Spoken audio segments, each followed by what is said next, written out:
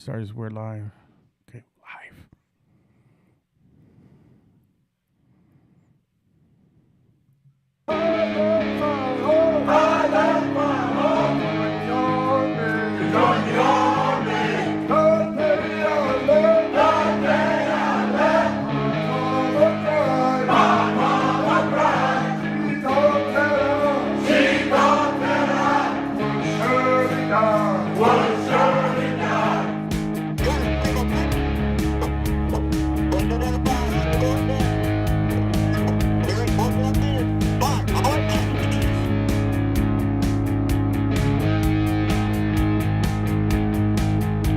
The Sarge is on patrol.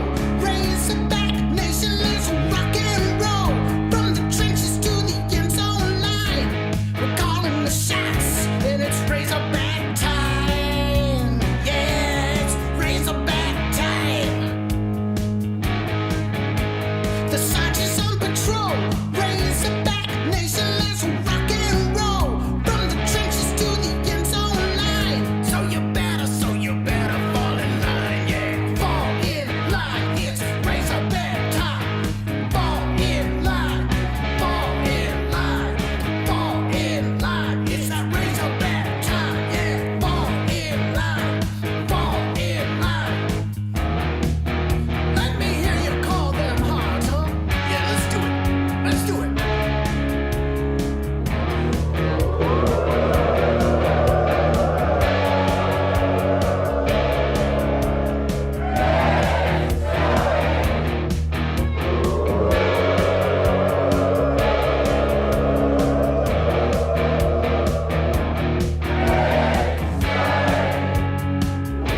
Let's march to victory every game day night, baby.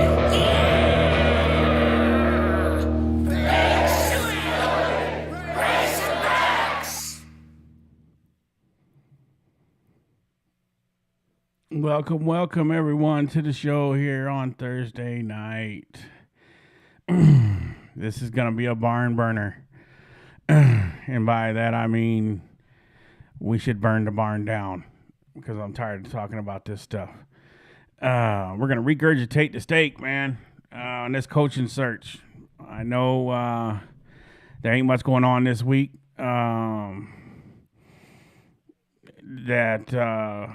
Without the game, Hogs being on a bye week, so we gonna talk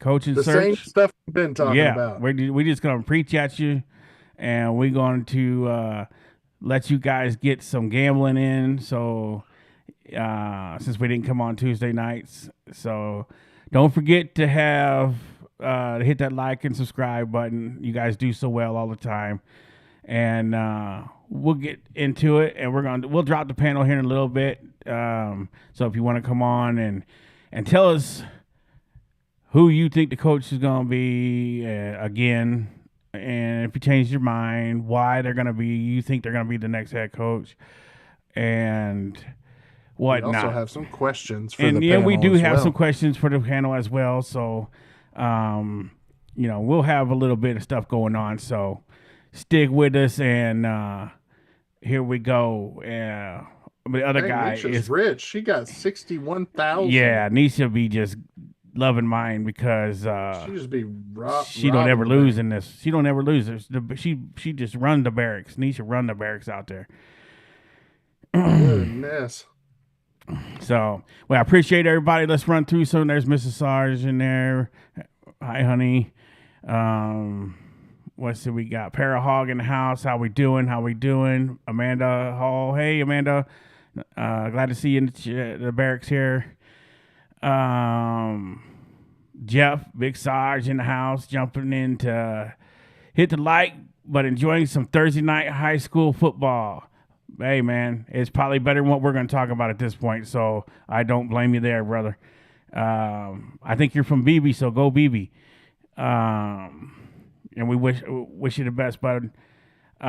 So you bear with us tonight, guys, and I think Malik Acuff is I think if you're new in the house, if you're not, I don't know who you was before that, but if you are new in the house, we're glad to have you, man. Hit that like and subscribe button because you're welcome all the time. And we will be streaming you Saturday against Mississippi State, or Michigan State, number 22 Michigan State. Will be streaming that Hogs game here on the channel Saturday for you. So if you're having a hard time with this battle between Disney and YouTube TV and all that garbage, don't worry, we got you. You can watch the game right here with us, and we will bring you the game and hang out with us. So without further ado, let's get to the other guy, and we're gonna break these coaches down for you, man. Pretty much, we're gonna leave no meat on the bone here, and when we bring on the panel, y'all tell us what you think and if we've changed your mind. So let's get to it. Other guy, what we got? Well, he's the talk of the town, James Franklin, right? We're talking about dropping the whole entire bank on top of his head right at his doorstep, Backing up the Arbus truck. Right. Overall coaching record of 128-60. He's 8-7 in bowl games. Don't let against his top 10 matchups, his record being, what it is. I think it's like 4-21. All right, Sam Titman, I see you, bro. Dude knows how to coach. I mean, 9-4 at Missouri, or not Missouri. Good Lord, been hitting that Tonka sauce. The broccoli, bro. I told you we had a show tonight. Let's see here. We got he went 9-4 back to back at Vanderbilt, 4-4, 5-3 in conference. Who did he beat that year? Let's see. Does the numbers equate? So he lost by 5 points or 4 points to South Carolina. He lost to Northwestern. Wait, didn't Northwestern get him fired this year? They did. Yes, it did. Oh, was that 2 times you lose to us, we take your job. Yeah, he beat a church. He beat a church. You mean man, you beating the church 58-0. What do you think the Lord is thinking about you now, man? That's why. Good right. Lord. He did lose to Georgia that year. I mean, that was God getting him back for the beat down the week before.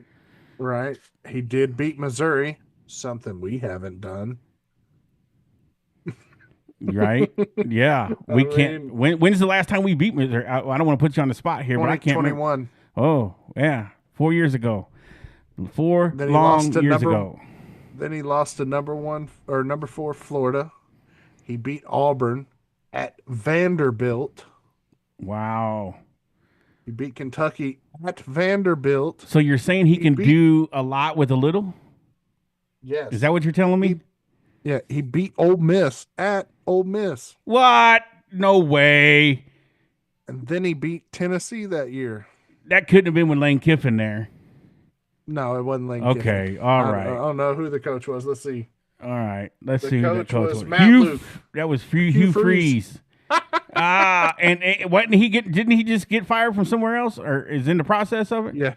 Yeah, he just got fired from Auburn. Sorry, Mr. Freeze, but Batman found you. Hey, look, another coach that was supposedly linked to the Arkansas job, Dave Womack. Oh, they're everywhere. Defensive coordinator. They are everywhere. I mean, we're gonna find these guys linked to Arkansas everywhere we look. It's like cockroaches when you turn the light on. They just everywhere. Right? I mean, yeah, it wasn't a bad year. No. He beat teams that we haven't beaten in a while. Yeah. So, all right, then. We seen what he did at Vanderbilt. Show us what he did last year at Penn State. We know what it happens this year, but let's see what he did last year at Penn State. Last year at Penn State, he won his first 7. I can't count that fast. I can. 1, 2, 3, 4, 5, 6, 7. He went 7-0. Then he came up against the national championship team this year. National championship, Ohio State, and lost by 7 points. Only 7 to the number 4 Ohio State. 7. Mm-mm. Then he beats down Washington. He beats down Purdue, loses by 1 to none other than PJ Fleck. No, it wins. He won. Yeah, he won, sorry. Won at Minnesota by 1 point. Then beat down Maryland, not that hard. Lost by 8 to Oregon in the Big Ten Championship. Mm. First round of the playoffs, he smashes Rhett Lashley and SMU 38-10. What? Not the Rhett Lashley that everybody wants to come here, right? And yeah, right.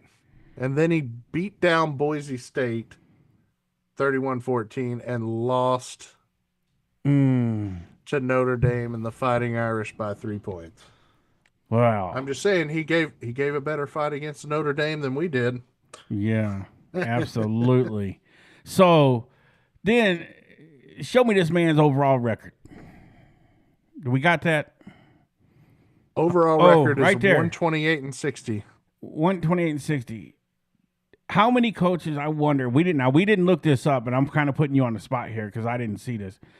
I just ballpark and wonder how many coaches it takes of Arkansas history to make 128 wins and 60 losses. Man, You'd have to go back pretty far is what I'm saying. Well, just to get to 128 wins, you'd have to put together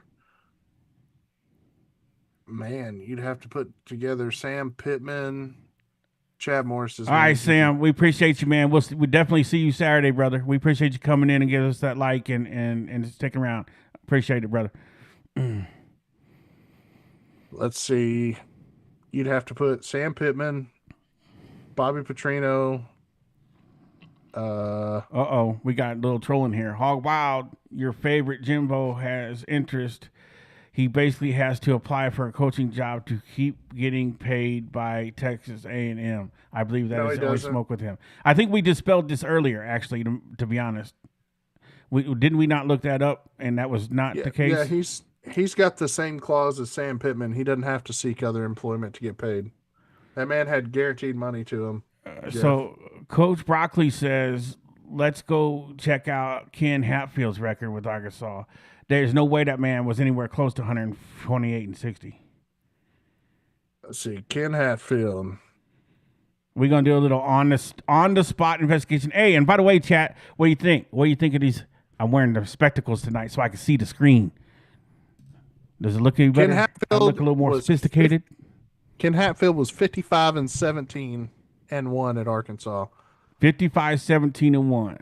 So if he wouldn't have been fired, this man could not win a bowl game to save his life. Yes, that's a fact. So that's the knock on Franklin. So it was also the knock on him, proven right here. But I will say this. It looked like if he would have been able to continue his career here, he might have been able to stack up with a Franklin at some point. What do you think? Yeah, I mean he's got a pretty good win loss. 9-4. I mean, he was doing something, and I don't understand. Did Arkansas themselves when they fired him? Oh, that has all to do with Frank Broyles screwing the pooch on that one. So, Coach Broccoli, we're going to ask you about that on the panel tonight, about back in the day when you was hanging out with Ken Hatfield. But to be honest, after Ken Hatfield left, he had a little bit of success at Clemson, and then he super fell off in the mid-90s. Transplanted is fact-checking us live on air. Says, no, Jimbo Fisher does not have to get a new job or mitigate his damages to collect his full buyout from Texas A&M. That's what I just said. Yes, you're right. His contract explicitly did not include an offset or duty to mitigate clause. My man, always on time with the facts. Good job, transplanted Texan. Awesome. Jimbo Fisher's getting paid In to sit Peanuts at the house tone, because ain't you're nobody terrible wanna in see him. regards to Jimbo Fisher. Connie Diamond says, in Peanuts tone, you're terrible in regards to Jimbo Fisher. Welcome to the show, Connie Diamond. We appreciate you. You're trash, kid. You're coming in, and we will hear from you a little later in the show, I'm sure. All right. So James Franklin would be the home run higher. So yeah, so we watched a little thing earlier, and we will not mention where we watched it from. But this is my question to you guys in the chat. Now we got 22 people watching, 23 likes. Y'all are doing beautiful. Like always, the likes are outpassing the numbers. So people coming in, they doing their business, they showing respect, and they got to bounce out. We appreciate that. At least you stopped by. So that's awesome. So my question is, could this James Franklin thing, you know what? We're going to say that for the panel, actually. And then I will ask the barracks to answer it too. So Eric D, appreciate you, man, coming through. Ken Ray, there's Ken Ray, our resident NCAA 26 master. He in Quit here, piping that man up. he in the Discord hurting people's feelings. He'll be on the show tonight.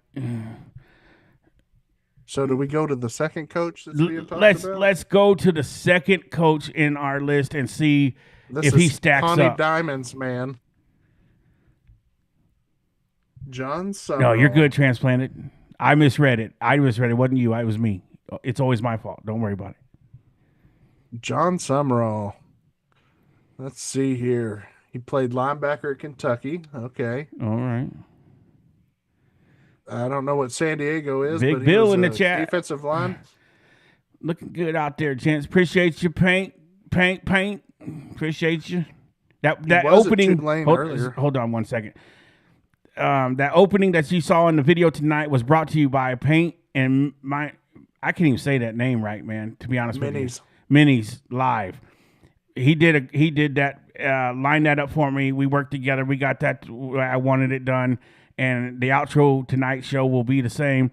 And that was brought to you by that man right there. So I want to give him a shout out. I appreciate everything he did. He worked really hard for me. And appreciate you again. All right, go ahead. Sorry. All right. So he's coached at Tulane before he took over the Tulane job. Says lies.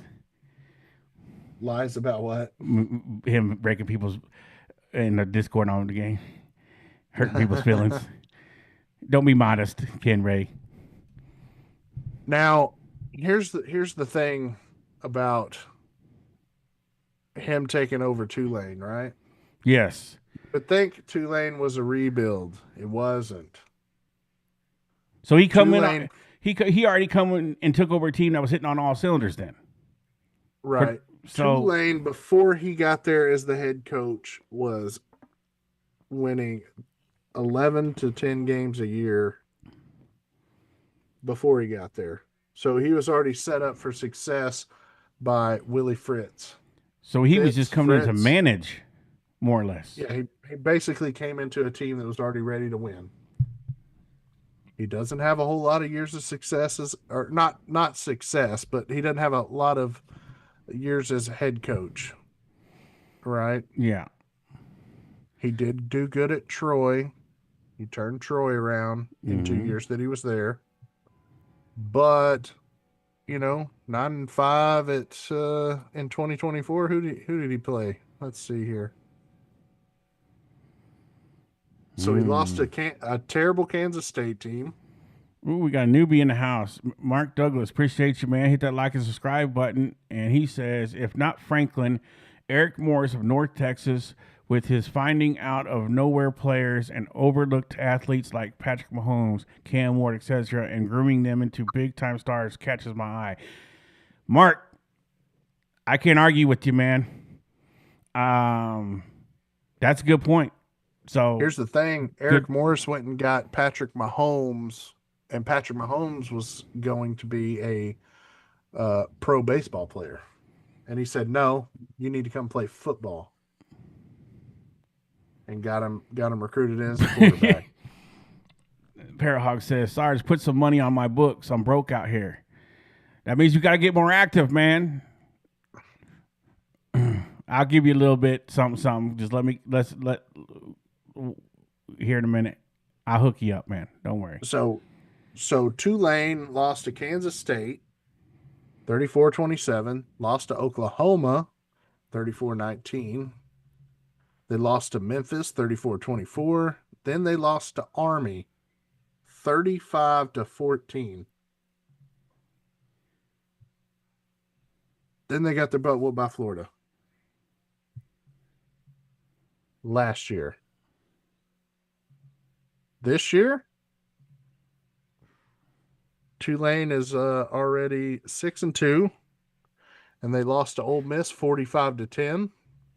And then they got their butt whooped by UTSA and Jeff Traylor 48-26.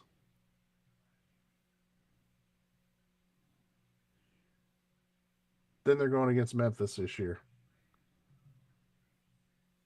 They still have Florida Atlantic, Temple, and Charlotte. I don't know. Is John Summerall the next guy? I don't know.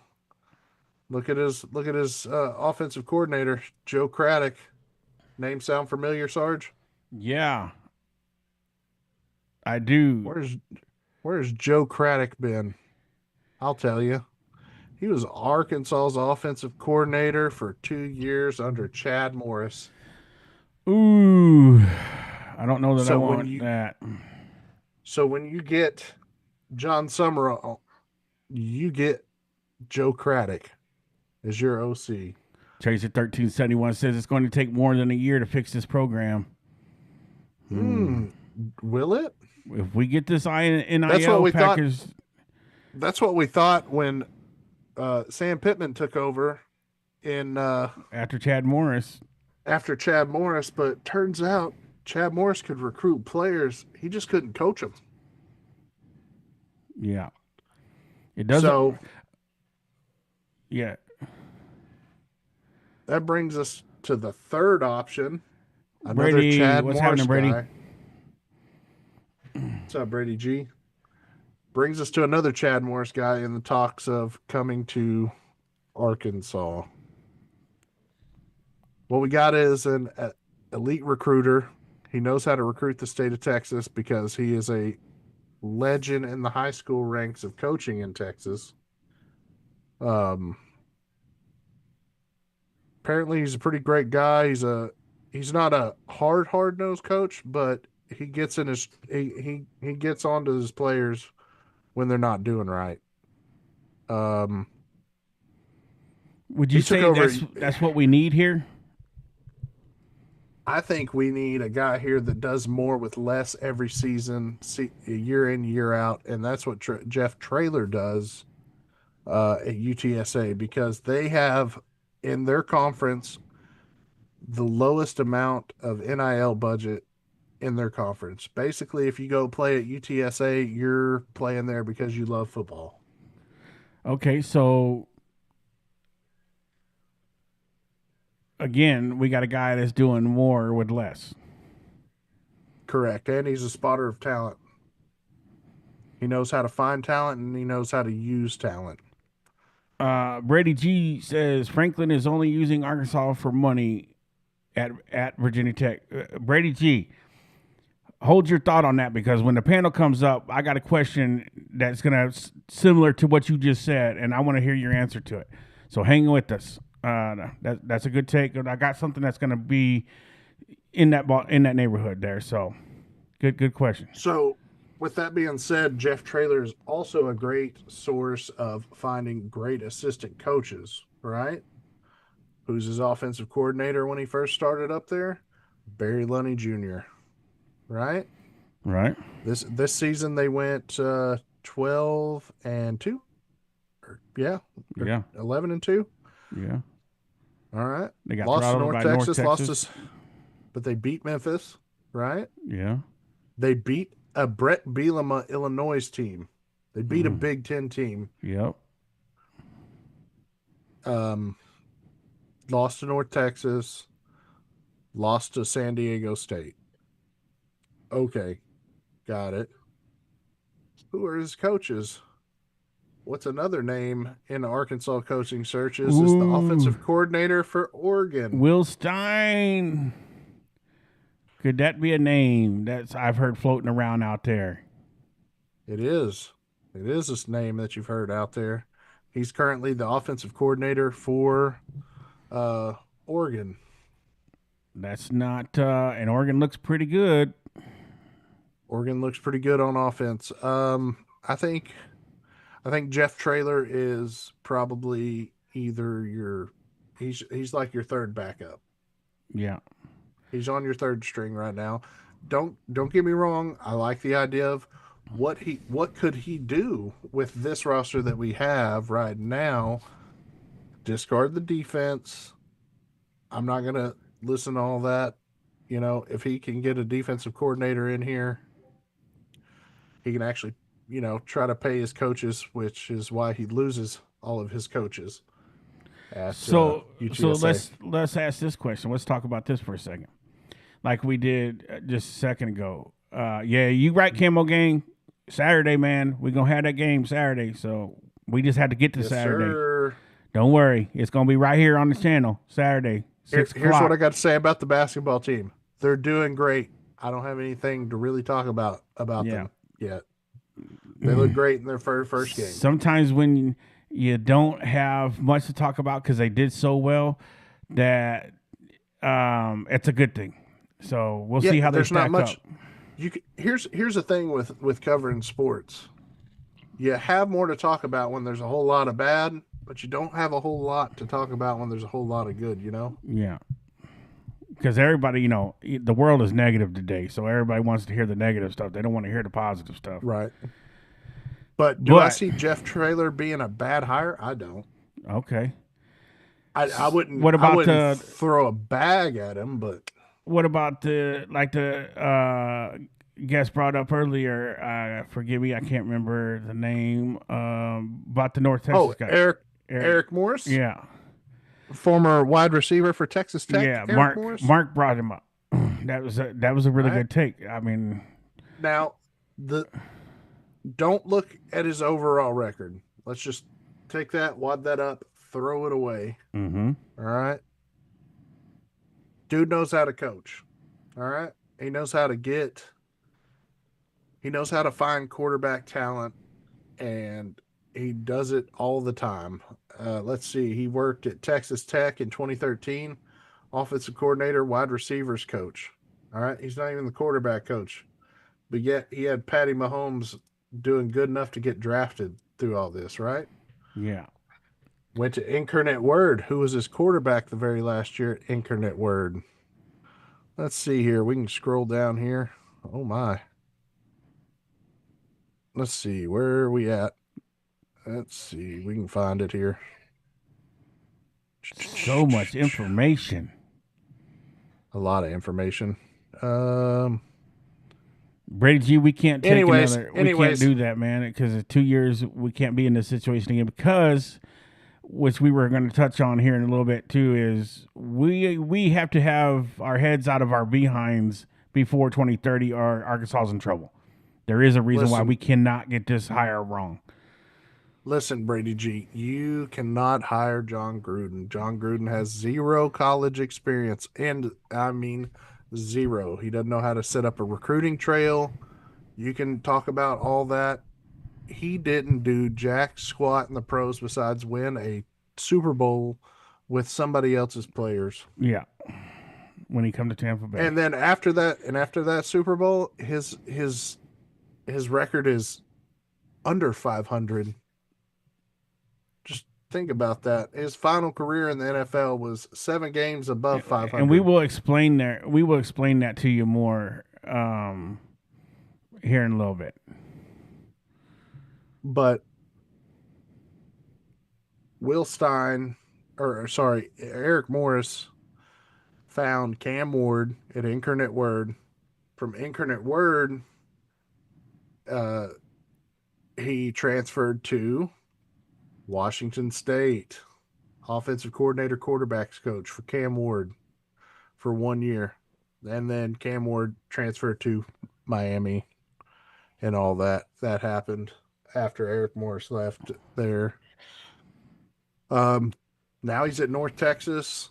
He's building that up. The Mean Green were not very good before he got there. I want to say they were worse than Chad Morris in 2 years. Awful, but consistently awful. But he has built this program up, and they are currently 8-1.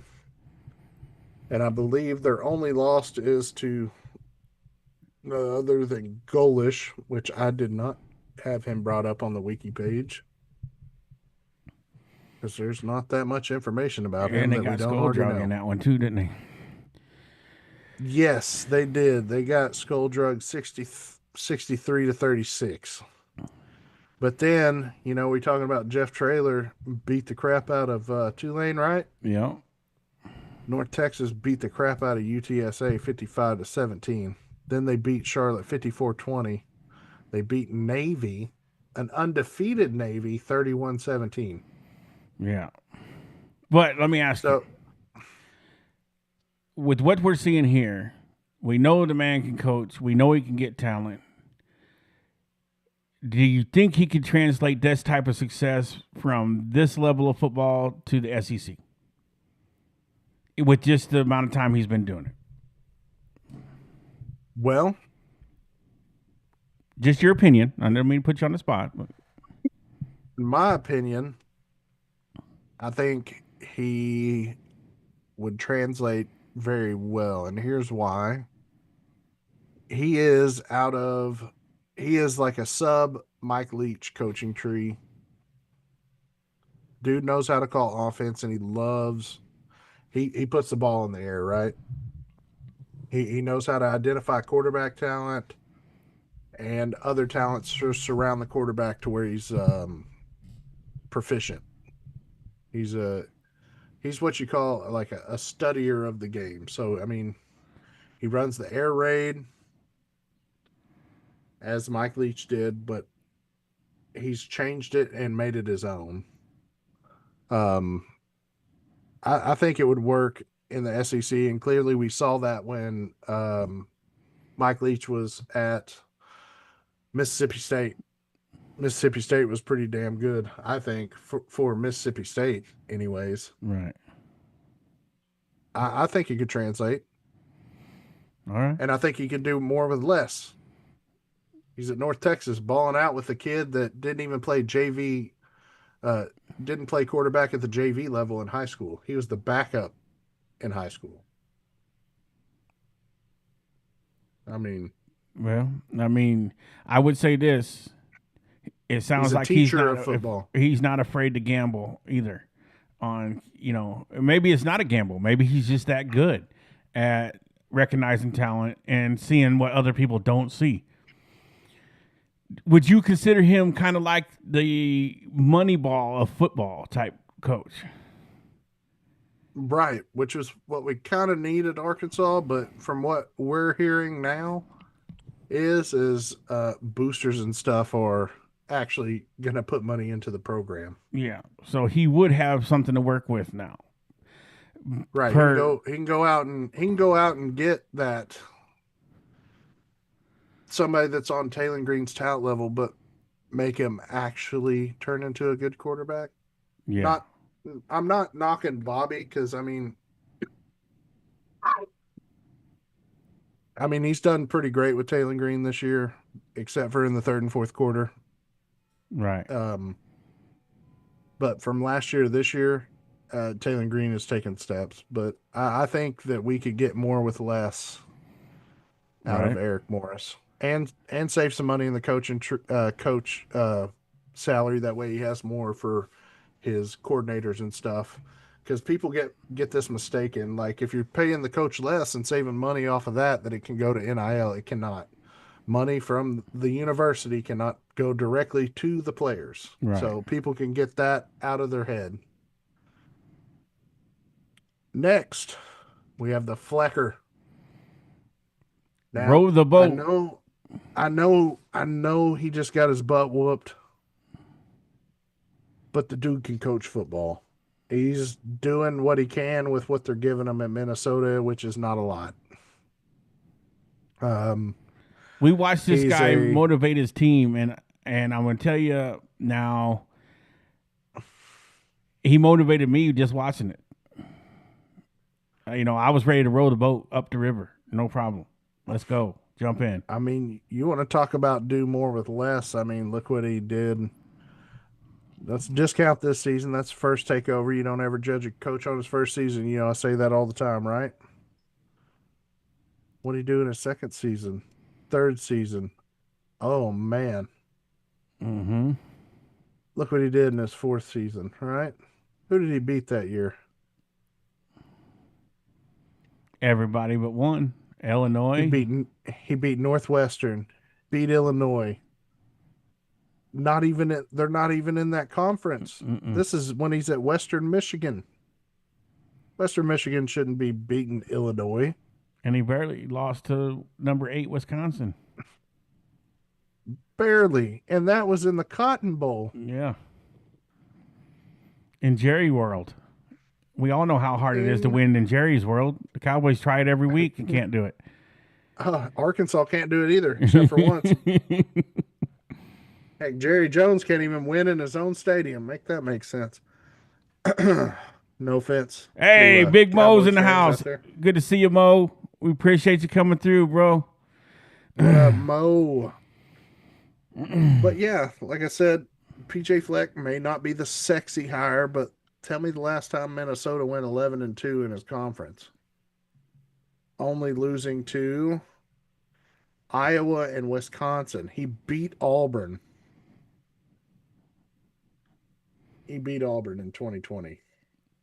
Who did Auburn have as their head coach in 2020? Gus Malzahn. Oh, the Arkansas Savior. Weird. Who's his offensive coordinator? Kenny Dillingham. Uh-oh. All right. All right, soldiers, we falling behind a little bit. There's 38 and 33 likes. Let's tighten it up. Bring them numbers together again. Get it. Let's go. You got this. But like I said, with this coaching search deep dive into these people, I mean, that's pretty consistent for Minnesota. I get the whole one down year, 6-7, and he's had a few games where he got torched, and then you got the COVID year where he went 3-4. I get it. Little Joker in the house.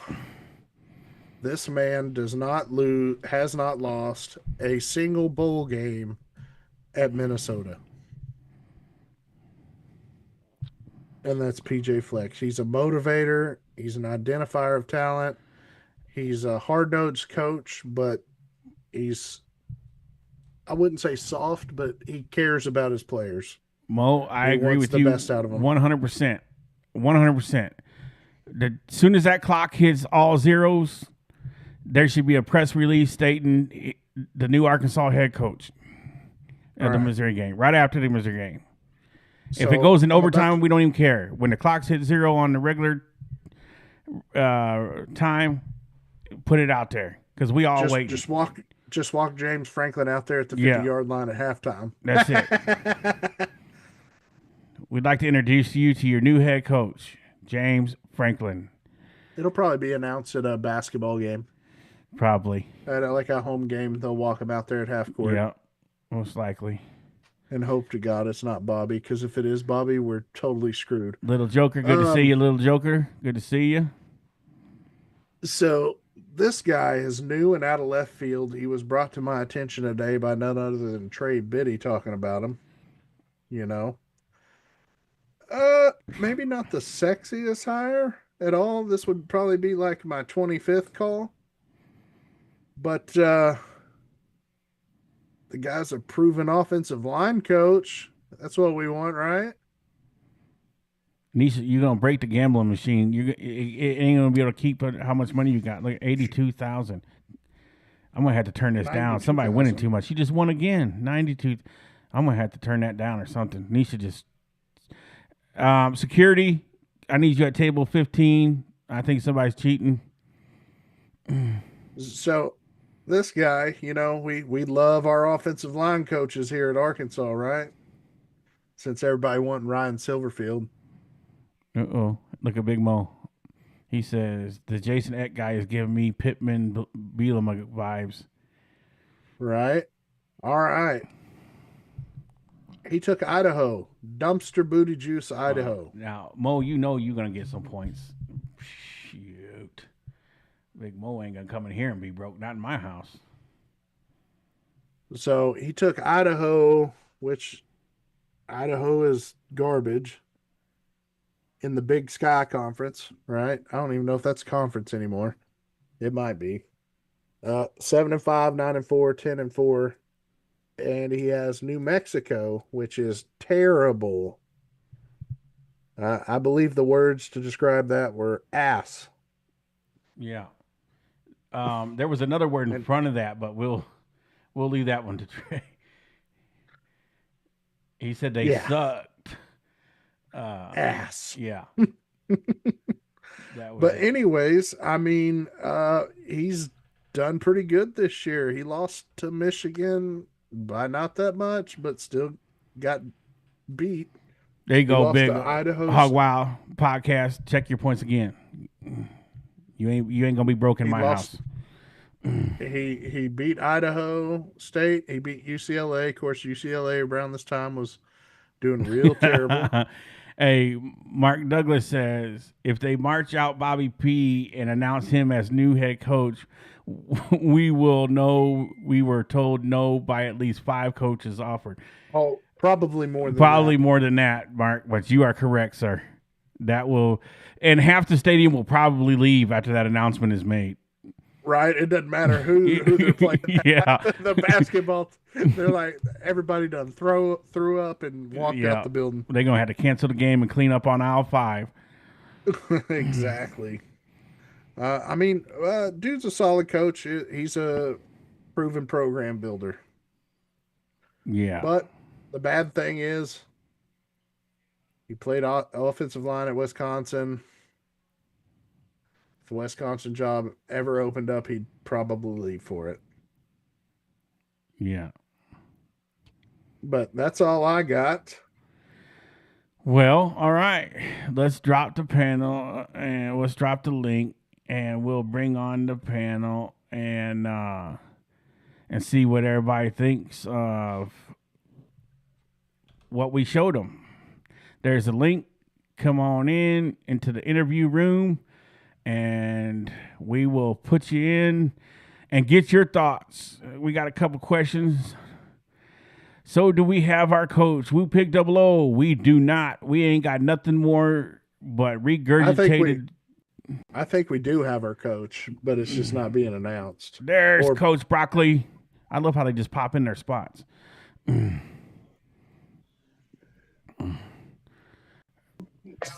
There's Ken Ray, that heartbreaker in Discord.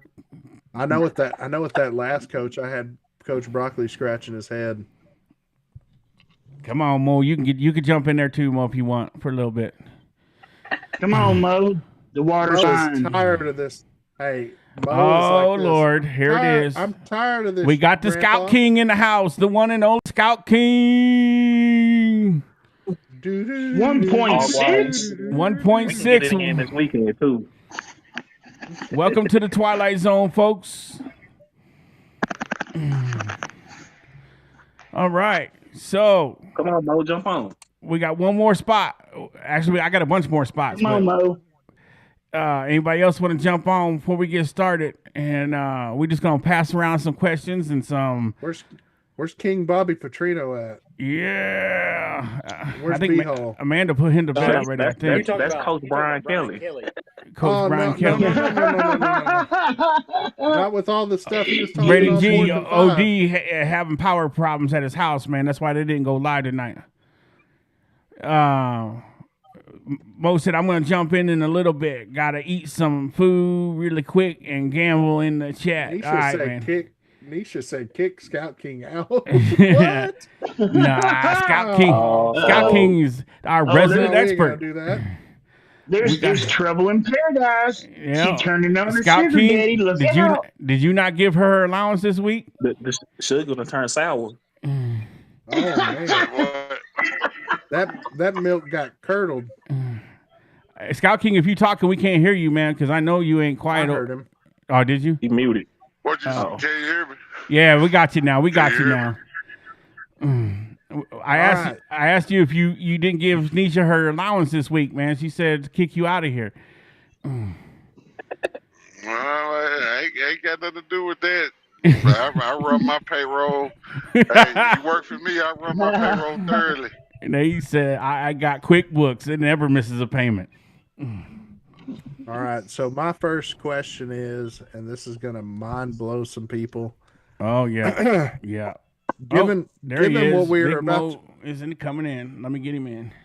all right. SEC Mo in the house. My brother from All right. another mother. We appreciate you coming on the show. What up? What's good, Mo? My man get to come and hang out and not have to do nothing tonight. It's kind of nice, huh, Mo?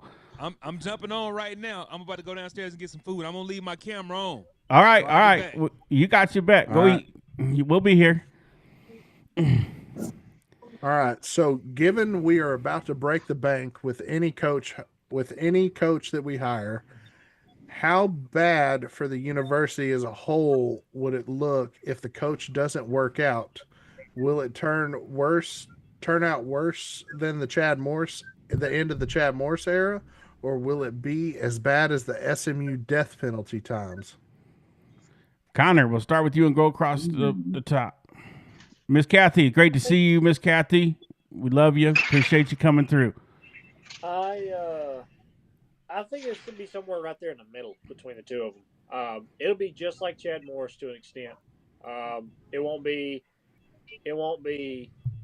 SMU bad because at the end of the day they'll just recuperate the funds somehow and go after another coach. I can take my some way. spectacles off now, so May I take gotta a year or read the two to screen. do that, but I think that they'll Getting just old try to recoup sucks. the funds that they used on whoever it is it ends up being. How do you recoup $40 million though, Connor? Woo pig double O. I mean, listen. At the end of the day, you recoup funds because, and it'll be easy to do it because Arkansas fans won't stop going to games. They won't stop going. They won't stop showing up. They won't stop paying for merchandise. They'll keep doing it. So it's going to be. They'll recoup the funds some way somehow, whether it is up pricing ticket sales or selling hot dogs for $21 instead of $3, or instead of $11 to try to make up funds in that way. Now, like I said, I don't think it'll be SMU bad because at the end of the day, the only reason why SMU it ended up the way it ended up was because they were caught cheating. Yeah, So they they weren't just- allowed to recruit. They weren't allowed to recruit any scholarship players for a year. Yeah. They didn't have football for a year. They were limited scholarships for like 2 years. Tracer, check Yeah. your points. So I don't think you'll be in that position to where you'll be without football for a year or anything like that to that regard. You might not have a competent team over the next 2 or 3 years because you're, like I said, you're still trying to recoup funds and get back to where you were. But the only way this can go is you spend that money on James Franklin, or you hold out half of that money in case the next coach you hire ends up being like a Chad Morris or a Sam Pittman, because you don't want to blow it all on a Summerall or a Golish or a PJ Fleck or a Rhett Lash. You don't want to spend all of that money on that kind of a coach and it flop on you in your face. And then it really genuinely it would be a SMU type of situation because you blew that money on a coach that did not deserve that kind of money. Yeah, no, that's when that would look that bad. But as it currently sits, if you go and get a James Franklin and it falls apart, it doesn't pan out the way you hoped it would, you're not you can't do anything but eat that bullet, because if you go back and look at his history, he's a good, competent coach. He has a good history. So I don't think it'll be as bad. And I think it'll just depend on the coaching hire itself and how they go about it. Okay, Jeff, if a coach is scared or too risky that Arkansas would look bad for their career, I wouldn't want him anyway. Yeah, true. Yeah. Okay, guys, I want to just let you guys know, going through the show, there's going to be certain times that if we have some good questions from the barracks, I'm going to take some time between the questions to read a few of the questions, so they get the chance to be heard. And if you'd like to add something to the question or answer part of the question or the question, just let me know. And that way we can get the barracks, the soldiers in the barracks involved in the show on the panel too. So just going forward. So, Scout King, what say you, man? Yeah. What do you think? Yeah, we don't get it right. Yeah, we going to the death penalty. We doing our own self death penalty on ourselves.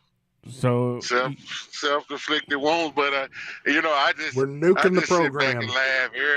Everybody holler James Franklin. But when I sat there and gave out them coaches a month, I think I gave out the coaches after the Memphis. We had to go back and look at the film. I came over here and gave y'all the contract, what it'll take to get them. And everybody said, James Franklin. I said, he going to be the number one guy that y'all would need for Arkansas program to bring stability back. And everybody roasted me. So now I just sit back and laugh. Because, see, I got the number 5 research team in the nation. And I called it and let y'all know way before time. But you didn't know he was going to get Franklin. No, it didn't even matter if he got fired. That was the target guy. Because we could have got him out of Penn State. If we got our money right, you could have got him out of Penn State. It just been almost like another Calipari thing. You know what I'm saying? They huffing and puffing and rolling their eyes at him at Penn State. Guess what? We had taken him in Arkansas. So it didn't matter if they just made it easier once he got fired. Right. If that makes sense. No, yeah, He I just see made what it you're easy. saying. And I'll say this about Yeah, James but I Franklin. called I it mean, out. he was only 3 points away from going to the national championship game last year, and they fired him this year. 3 weeks or 6 weeks in, lost 3 games in a row, which he only lost 3 all of last year But by a combined 16 points. I don't know if I did that on your show. I don't think you had your show up yet, Sarge. But I probably did it either on. I might have did it on Mo's show, but I'm gonna I think find you did. get back Yeah, on Mo's Well, show. what you I say? think it What was you on- say? I can tell you. It was I on can tell Mo's you show, when I you said think. it. What you say? Talking about James when, Franklin, he brought that when up I on most first- shows, I believe. No, I thought he Yeah, brought when that I on said- I Woo said- Pig. Well, I did, but when I first originally brought it up, I came on here and saying that this is what it'll take to get this coach. I laid out contracts and everything for the top 3 coaches on that show that day. It's between Mo's show and Woo Pig. I'm gonna find it Yeah. and let y'all know exactly what it was, and we gonna see what he gonna get. I'm biased. And this Welcome is to the show, way buddy. Before anything.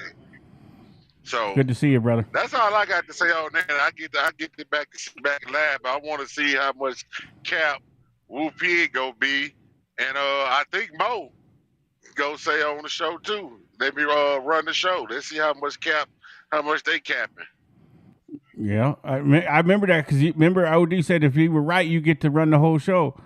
I was on that show with Right. you. I was on that show with you that night. Man, you better I make think I sure was you there ain't too. going through no black spots. You better be at home and everything. You don't need to cut out that day. I mean, it don't even matter. Like, I'm on here now, so that's all that matters. Everybody know who I am. We're gonna see Coach Scout King in a suit and tie, all dressed up to the nines for that show. That's it. So I have $100 in the background. Mm-hmm. Got that money on the $100 wall. bill tucked up into his where his pocket square is supposed to go. You know. Let's see what Brady G Y'all ain't has to gonna say see before that. we go Y'all ain't on. gonna see that. Hey, y'all won't see that suit until about 2027, 28 I got you. when I'm on the podium. Brady G 111 says Franklin couldn't recruit at Arkansas like he did at Penn State. Papa Joe made them one of the top programs, easy to recruit to Penn State.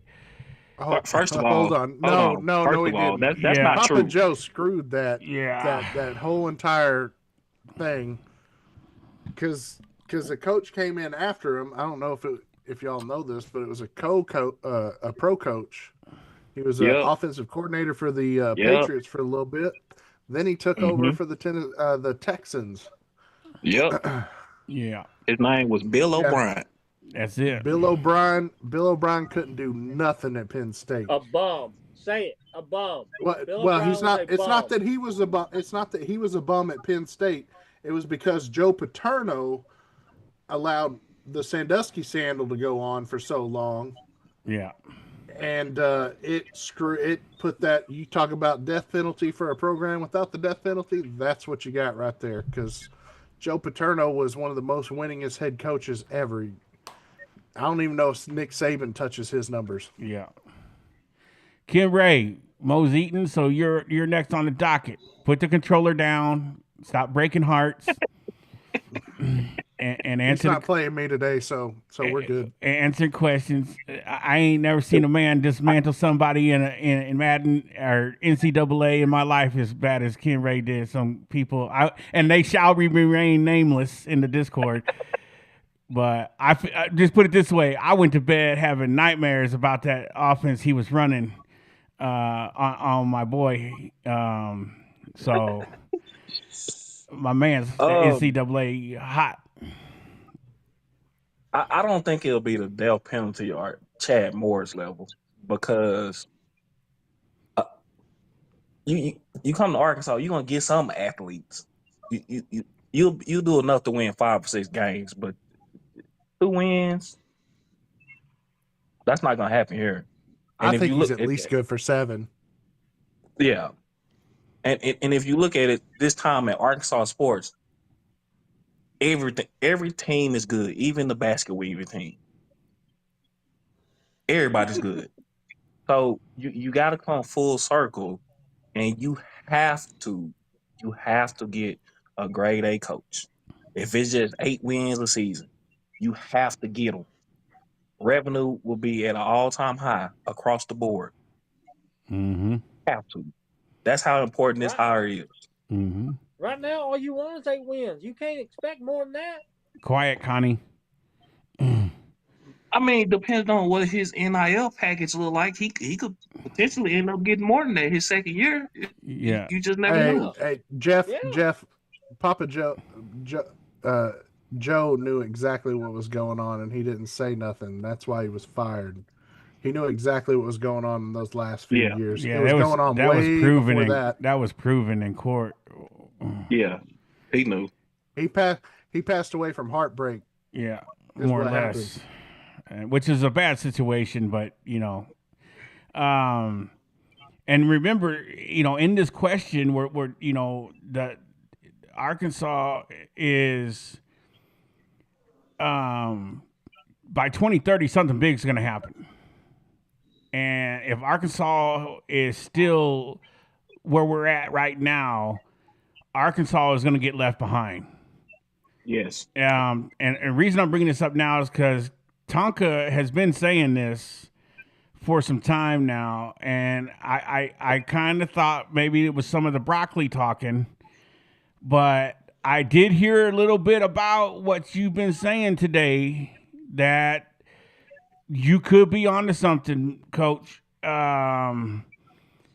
I will say, it was regurgitated by a well-renowned yes, source. it wasn't just a random Joe either. It was a respected person that said exactly what you kind of said could be coming. A mega conference. Yeah, and if we don't get our stuff together, we are going to be on the outside looking in.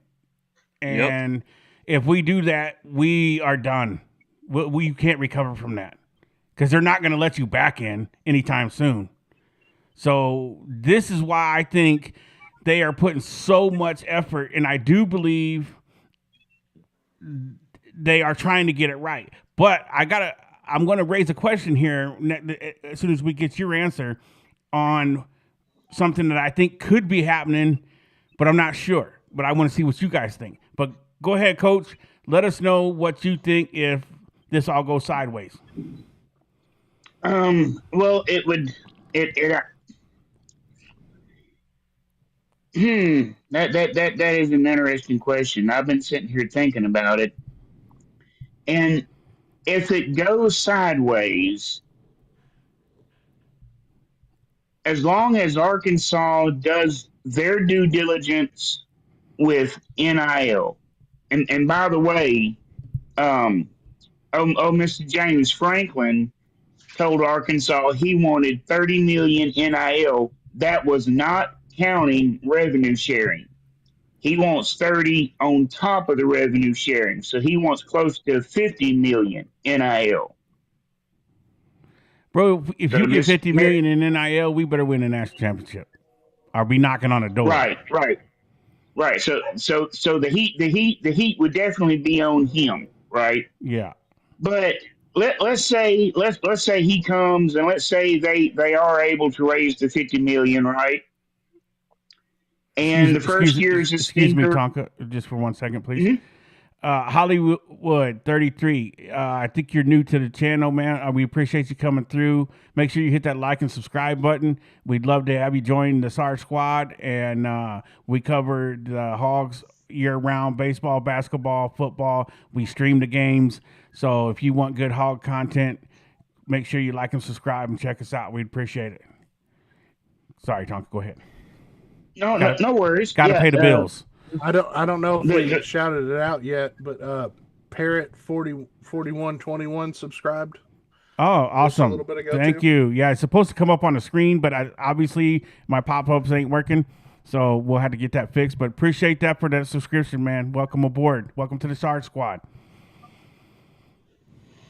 Yeah, if Arkansas gets their NIL in order and they get everything concreted, and let's say he comes in first year and he wins 5 games, which I think would be a miracle in and of itself. And then the second year he still only wins 5 games, and the third year he still only wins 5 games. It's not going to hurt Arkansas as much as you would think because other coaches are going to look and say, well, the university gave him everything he asked for. I know if I had 50 million NIL, I would be bringing home a natty. So as long as Arkansas does what they say they gonna do, and I wouldn't hold your breath on that happening, but let's pretend they do, right? It don't matter if the next head coach fails. It ain't going to matter because other coaches are going to be watching to see what Arkansas does to support the next head coach. And they're going to say, you know what? That guy was a bum. I'm better than him. And you'll have more coaches calling Arkansas saying, hey, I want the job. Yeah. Yeah. Hey, question, Tucker.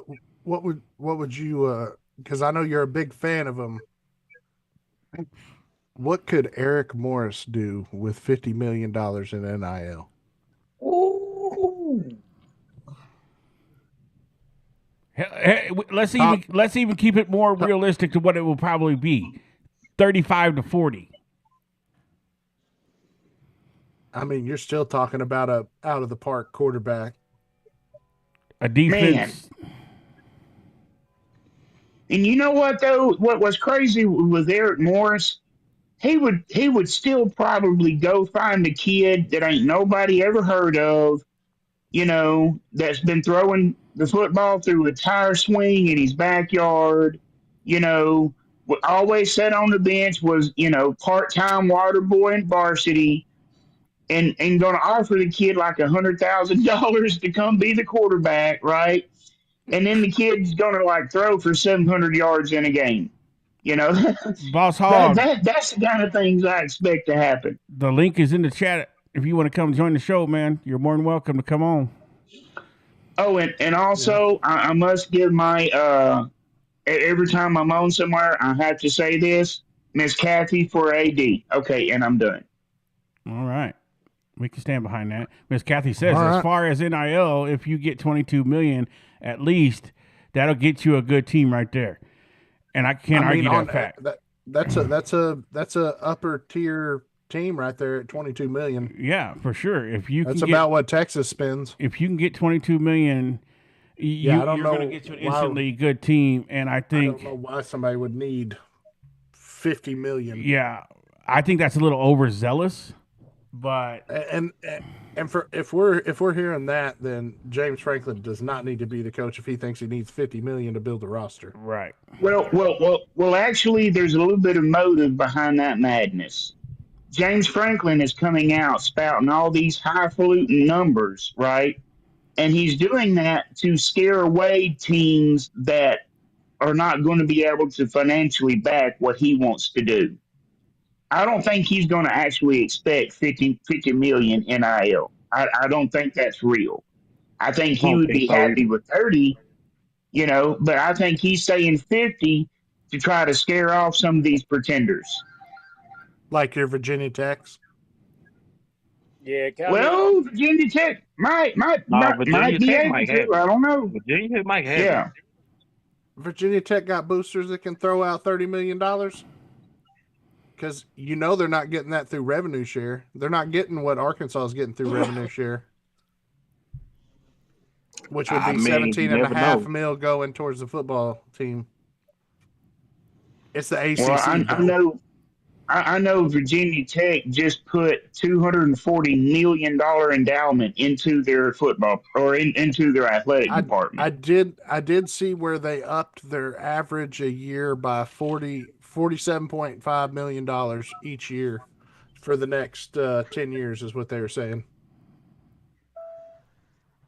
Yeah. So I got a quick question to go around with everybody, and you guys in the barracks there, you can answer this question too. Let's just say that James Franklin is being interviewed, and what happens if the university is using James Franklin as a smokescreen to go and hire a lesser head coach, just so they can say, "Well, we tried to get James Franklin, and he said no." They should be punched in the face. I mean, what happens if could that be a thing? Could the university be throwing smoke at us to try to make us feel like we actually have a chance? But in all essence, they were like never going to hire James Franklin in the first place. Connor, what do you think? Could that be happening?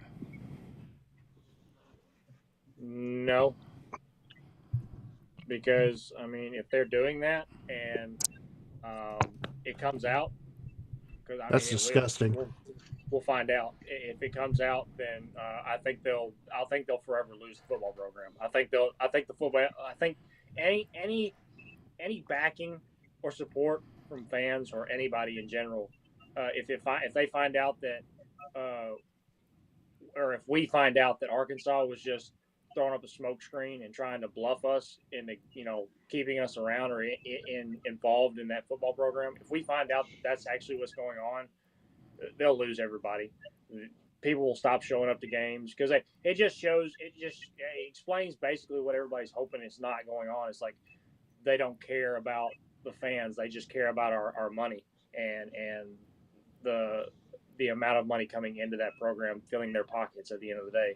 So I'm going to say no, for the simple fact that as a fan, I don't want to believe it. If it turns out that that is in fact the case, the University of Arkansas will lose all support from me, and I can guarantee you they'll lose a lot of support from a lot of other people. I won't be the only one. I think the word you're looking for right there is incompetent. Yeah. If they did that. And listen, I'm not saying they are doing this. No. What I'm saying is could this happen? Or could this be a situation? Hypothetically. Yes, it could definitely happen. It could be a situation, but I choose not to believe it, because if that is the case, again, it's something that you need to go in and remove anybody that was involved in that. because they don't give a damn about the football program or the university in general. All they care about is lining their pockets. So yeah, no. If that is the case, if that winds up, if that ever happened or is happening, that's something that, yeah, anybody involved in that needs to be removed immediately. We can go move them out ourselves, Connor. I got you. Hey, load it up I'm a when you want to go, bulldozer. because I'm telling you, that is not something that as we as fans deserve. As much support, as much money, as much time and effort that as we put in to this program, I'm not going to sit here and say that we're the sole purpose why we have it or whatever. They do it. I mean, we support them. If not for the fans, a good majority of everything that goes on as far as athletics and stuff does not happen. A lot of the money that they pull out from ticket sales and from whatever else comes out of the fans. That's pitiful, man. If you're going to sit there and basically tell us that we're not, they don't care about us. All they care about is our money. I don't want to go to an event knowing that all you cared about was my money, and you were going to throw out whoever you could find on the street to play a game and make it look like you cared. Okay. So basically, we can turn into the Dallas Cowboys. I'll stop. I'll stop. I don't want. I'm not going to rant anymore. You shut up. Bengal.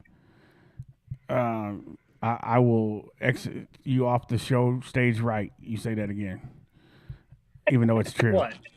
What? Not you. No, not you. What did I say? I said. So basically, we're turning into the Cowboys. Is what I said. Scout King, do you think that could be what do you think that could be a situation or could be happening, or you think they are really dumping everything they got on James Franklin for real? Yeah, they coming up with the money, and they see the writing on the wall. But like I say, if there's any type of finessing going on, they ain't gonna do nothing but finesse themselves. And oh, wait a minute. Like I say, they just hold on, Scout King. Looks like we got a Texas Longhorn fan in the house. Malachi Sereno. I think James Franklin would be an excellent coach for y'all. Hook 'em. Hey, man. Even though you a Texas fan, I appreciate you coming through, man. You ain't gonna find no hate here till the game. Then we're gonna talk a little smack, and you guys are gonna beat us probably anyway. But we love having you. This ain't 2021. If you're a veteran, man, and let us know. We love all of our veterans here, and hit that like and subscribe button and roll with us, man. We show love to everybody. Appreciate you coming through. Go ahead, Scout King. yeah, like I said, if they doing anything other than what they supposed to be doing, they due diligence, they'll just be finessing their own self, and it'll just come to the part of when I've been saying the whole time, it ain't gonna be no solutions. So you think that we be stuck in the twilight zone? Wi-Fi password. Oh yeah, we'll be stuck. Yeah, we definitely gonna be stuck. We finna find out. Yeah, we are. That's what I'm.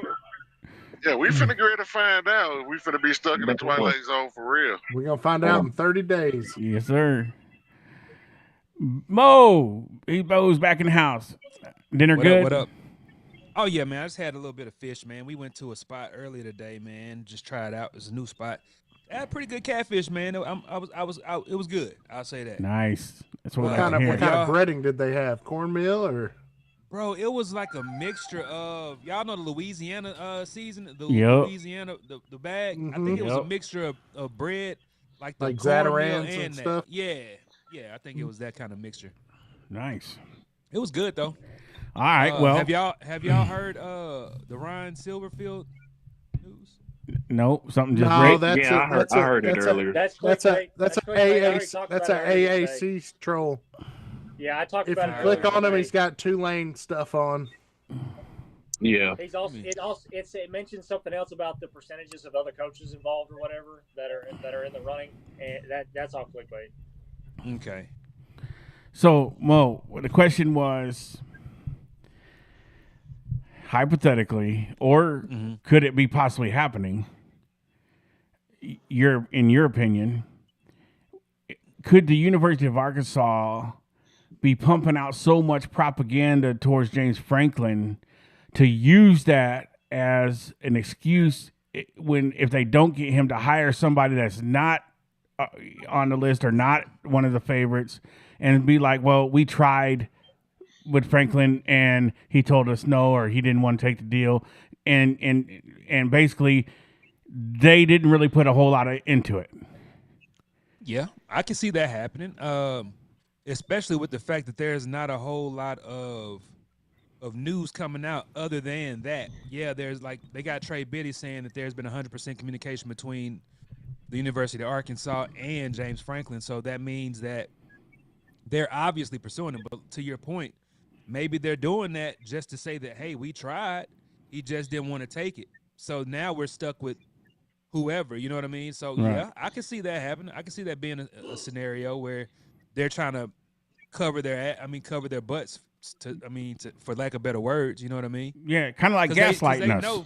Because they know that if as a fan base we know they didn't go after a big name coach, it'll be all hell. All hell will break loose. You know what I'm saying? So the fact that they're trying to put that out there, hey, we're trying to get James Franklin, but if we don't get him, this is going to be the guy that we got to settle for. You know what I'm saying? I definitely think that's a possibility. How would you react to that if you found out that was the case? How would I react? Yeah. It'll be par for the course, man. I mean, truth be told, Arkansas hasn't landed a top coach since Brett Bielema. Brett Bielema, believe it or not, when it happened, that was a steal. Like, Brett Bielema was highly sought after. That was completely out of left field. Nobody saw that coming. Right. Like, umpteen Rose Bowl victories, you know what I'm saying, or appearances. Then got Wisconsin rolling. Like, nobody saw him coming to Arkansas. But he wanted to come. At the time, the SEC is still the big dog, but even more so back then, the SEC was the big dog. So he thought he was able to do it in the Big Ten and thought he could come do it in the SEC, and it wasn't the case. Yeah. So, Ken Ray, what do you say, man? You think it's smoke? Man, do you think there's you got me fire? following behind all those guys? No, I mean, I don't have anything to say. I agree pretty much with what everybody says. So, all right. Tonka, what say you? Well, I'm going to give a weird answer. Well, we expect nothing less from you, brother. And I'm going to preference this answer by saying I've heard something from two different sources, one of which I trust implicitly. Could Arkansas be using James Franklin as a smokescreen because James Franklin is the fallback plan? That there is another coach higher profile than James Franklin that's why Arkansas was hustling, trying to get real money put together. That I see you 2 and I raise you 5. That's a good question. I mean, at this point, and Mo, you can contest to this, it's really hard to do shows when we got nothing. They give us nothing to work with. Yeah. I mean the silence. Y'all saw what I did. The silence is killing us. I did last night, man. Like, I wanted to see what everybody would pick with just a blind resume. You know what I'm saying? Like, we got to be creative these days. Like, there's literally nothing else going on with Arkansas football other than this coaching search. Right. Okay. To give y'all a little bit of what I was told today. Like I said, this person I trust, right?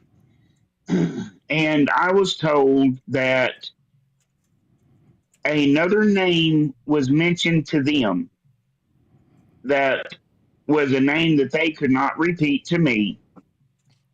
And that is the second time I've heard someone, semi-plugged in say that. And that whoever this other coach is would want a budget of $60 million and 2 donors that are like upper stratosphere as far as money goes has already stepped up and said we'll each give 15 million to at least raise half of the 60 needed for this other coach. And apparently this other coach has shown interest in the Arkansas job. But who that is, I tried to get it out of him, Sarge. I tried. I tried to bribe him with moon pies and RC colas. I even tried to bribe him with the big old wet kiss, and he told me no, he could not tell me. Right. I'm just Hey, saying, if you're asking for 60 We'll million see. for a college football program, that's outrageous. right. Yeah. Well, the Well, 60 million, hey. the 60 million would cover this person's salary, their coach's salary, like strength and conditioning guy, and also for their travel. That's, I'd like I to mean, welcome- that's That's the thing. still too much. I'd like to welcome Philip Frame for subscribing to the Razorback Recon with the Sarge. Hey. We appreciate Shout out you. to Philip Frame. And we got another one, Dalton White. Dalton Hey. White. There it is. Our Dayton White. Excuse me if I butcher your name. I can't. I'm about half blind. I That can't see looks my like screen. an I. That's DAI. That's Okay, so we appreciate you guys for becoming part of the Sarge squad and helping us build our empire here, one subscription at a time. So we will be streaming the Hogs game Saturday here on this channel at 6 p.m. for the Razorback game with the Michigan State. And hopefully for another Hog victory. I'm just saying, Hey, $60 just to million give y'all an for a update. whole coaching staff. Just to Oh, give wow. y'all You an gotta update, think, all though. right? Hold on, Just to give hold y'all on, a quick Connor. update. Hold on, Connor. Oh, Just go to give ahead. y'all a I'm quick sorry. update.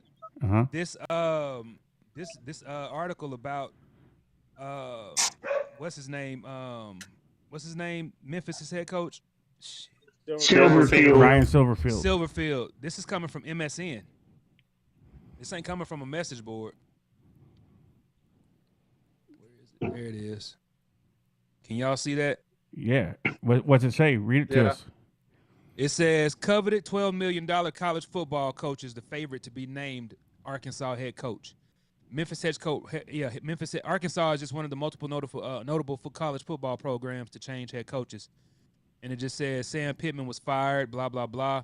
Rumors have continued to swirl about who could be the favorite to replace head coach Sam Pittman in Fayetteville next season. Many names have been linked to the job, but one emerging group of 5 head coach looks to be the favorite to step into the head coaching role for the Razorbacks based on the latest predictive odds. Yeah. Again. If we paid $12.5 million for Silverfield, I'm not watching football. I can't. Well, I mean,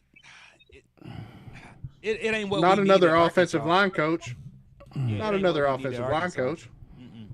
Hey, you got to think though, Hog Wild, when we're talking about $60 million though, and Tonga just said that it was a bigger name than James Franklin. There's only so many names on that list. Yeah, Who the Who hell's you- bigger who than you- James Franklin? that's a good question. They The are- only they other are coach for- bigger they than are the only other currently, coach as bigger it than James stands- Franklin is Nick Saban. Well, No, Or I maybe- asked him straight up, and he said no, it was not Nick Saban. I mean, So Only then, other- but then you Ryan sit there Day and from current- Ohio State, but you ain't paying that Yes. buyout. But that's what I'm saying. And then you got maybe Dan Lanning was the only other name that I could think of that would be on that list. You ain't affording that What buyout about Lincoln neither. Riley? Oh, please no. I- That dude can't. That dude just like Petrino can't find a defense coordinator. There are maybe 5 names that you could put on a list that are equal to or better than James Franklin currently that are sitting head coaches. I hope it ain't Brian Kelly. Y'all know that's B Hull's coach. Yeah. I'm gonna be honest with y'all. If they're willing to offer somebody that much money, they're not coaching college football right now. That's a good take. They're, That's they're that an could be. NFL coach, That could be. and I mean, there's several. That's got Kyle ties to Shanahan kind of Arkansas. money. Yeah. And somebody in the chat in the that's- barracks just no, mentioned that's- Kyle Shanahan earlier. That's Joe Brady kind of money. A proven national championship in the SEC year 1. Wrong. But then why would he need $60 million though? all the, that I heard Jimbo that I Fisher heard 60 money. that 60 million covers the head coach's salary, all of the coaching staff salary, all the ones that he would bring in. That also covers the advanced scouting department that has to be built from scratch. That there's a lot of working parts that goes into, and it also People in covers the the team travel. people in the chat Yeah, are saying Urban and Meyer, and recruiting, and there's no recruiting. way. Yeah, they are Now going to that's make a recruiting department.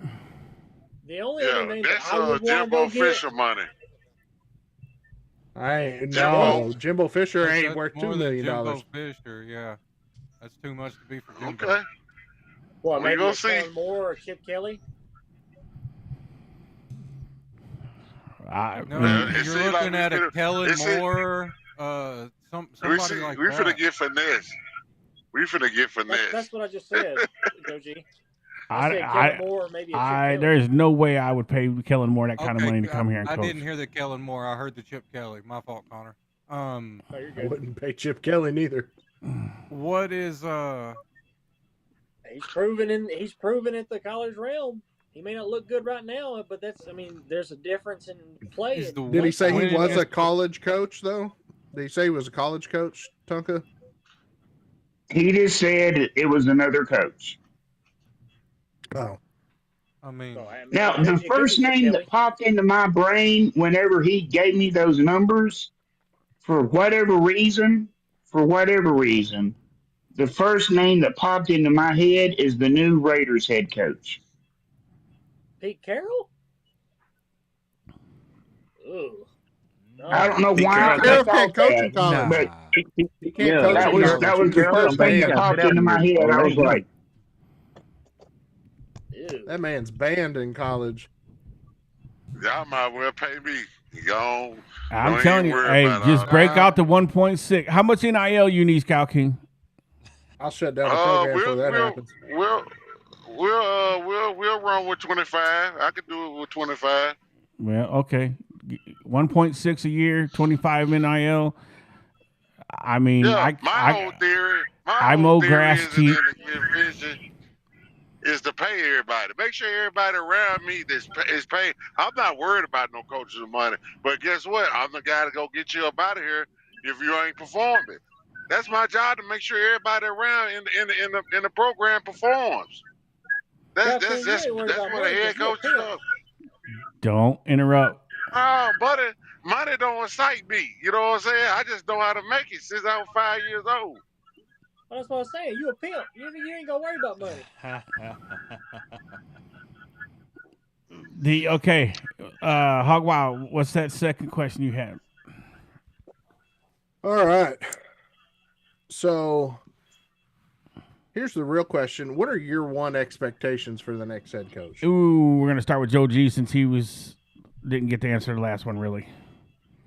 the expectations for the new head coach? Yeah, whoever it may be. What's for your the next head coach? The next head coach. Whoever it may be. Bobby. Hope God it's not.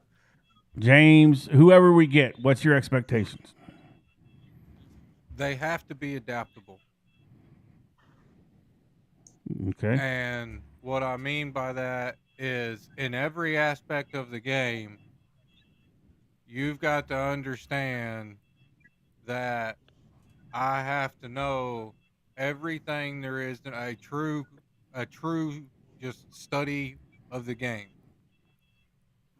Because we keep getting caught with one-sided coaches, whether it's offense or defense.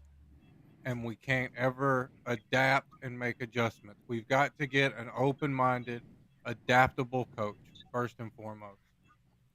Okay, that's a Second, good thing. we've got to get a great recruiter. And he's got to realize that I don't care if we've got one or we've got seven. We've got, if you are a 4-star player, even 3-star player or up, and you've actually earned your way into Division I, you cannot let Arkansas kids leave Arkansas, because the more kids come out of high school from Arkansas that go play for the Hogs, the more kids are going to start wanting to bust their butts, and our high schools are going to get better, and more kids are going to go want to play for the Hogs, and we can get back to the early 2000s and late 90s with Houston Nutt when he was pulling 15 kids a year, 20 kids a year out of the state of Arkansas. We need that as a state. We need that from a coach to understand that. Yeah. So what you're saying is we need to bring Sexu back to Arkansas. We've got to bring there. Razorback football when I was a kid had a swag about it.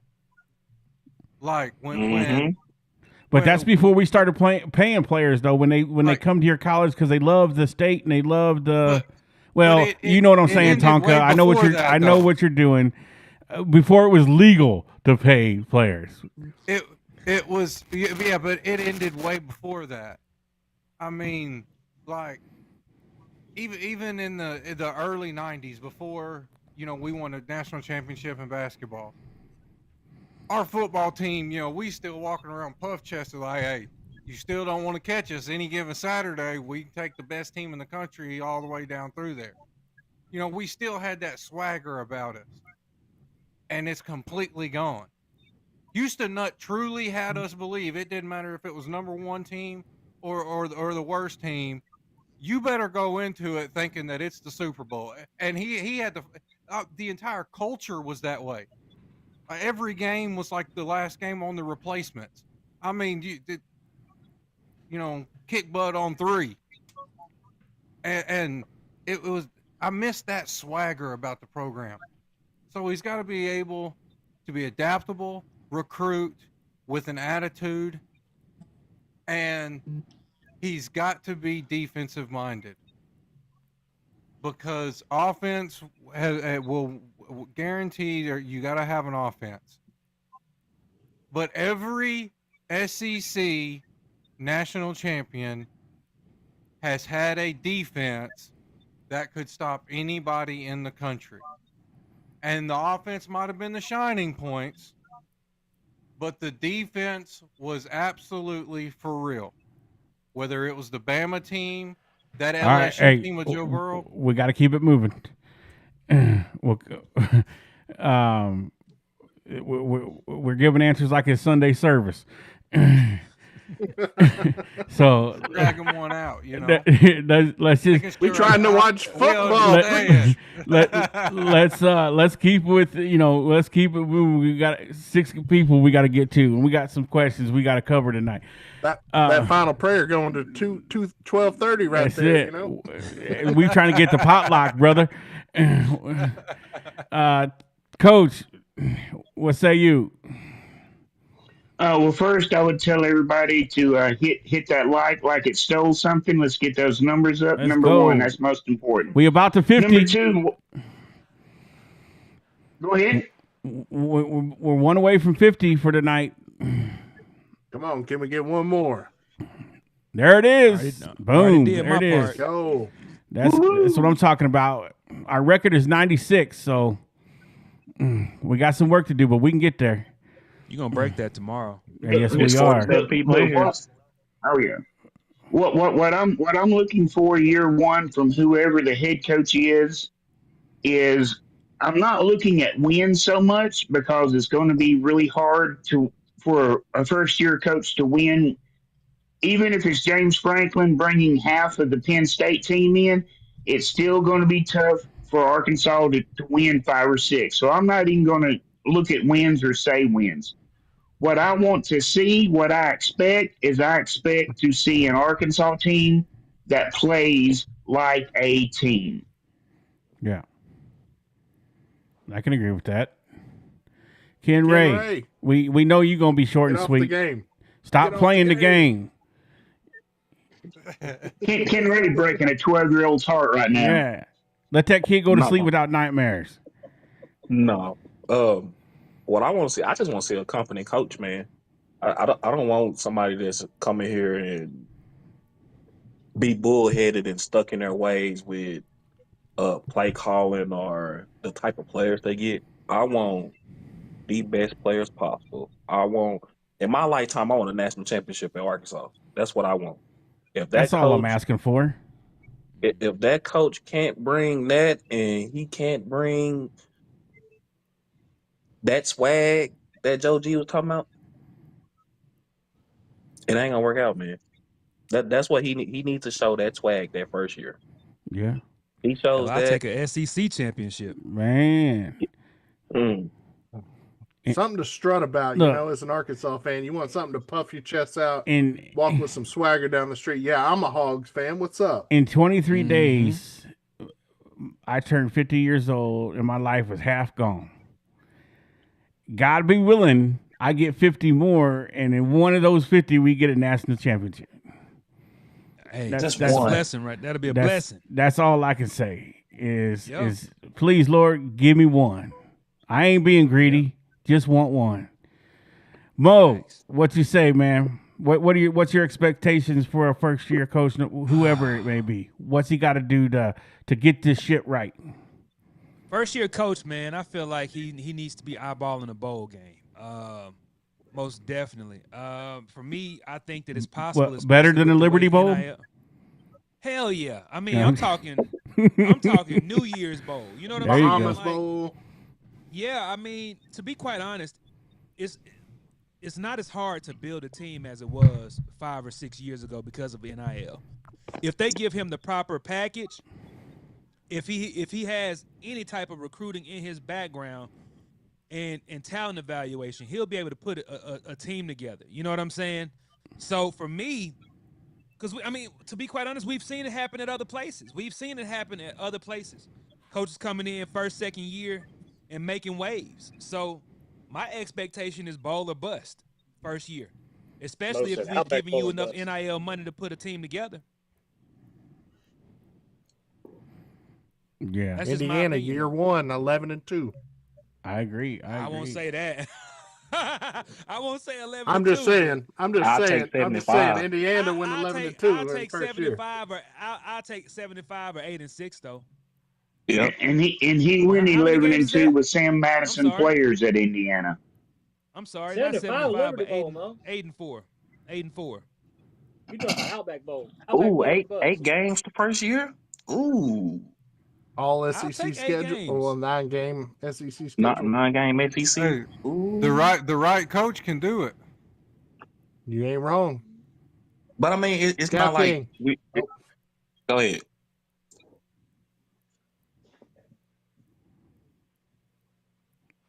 Scout It King. was Is he muted? Are you muted, What'd you say? Koski? Paying off that Yeah, light. go What's your ahead. expectation? What's your year one expectations? expectation for the next head coach? The first year. The first year, no matter who it is. What do you? I probably if it's I mean if he get that type of money that we finna pay him, yeah, I mean anything can happen. That's for one. Anything can happen. So we don't know. That's just gonna be the gift right there. That we get more than we bargained for that on that first year. But I take anywhere from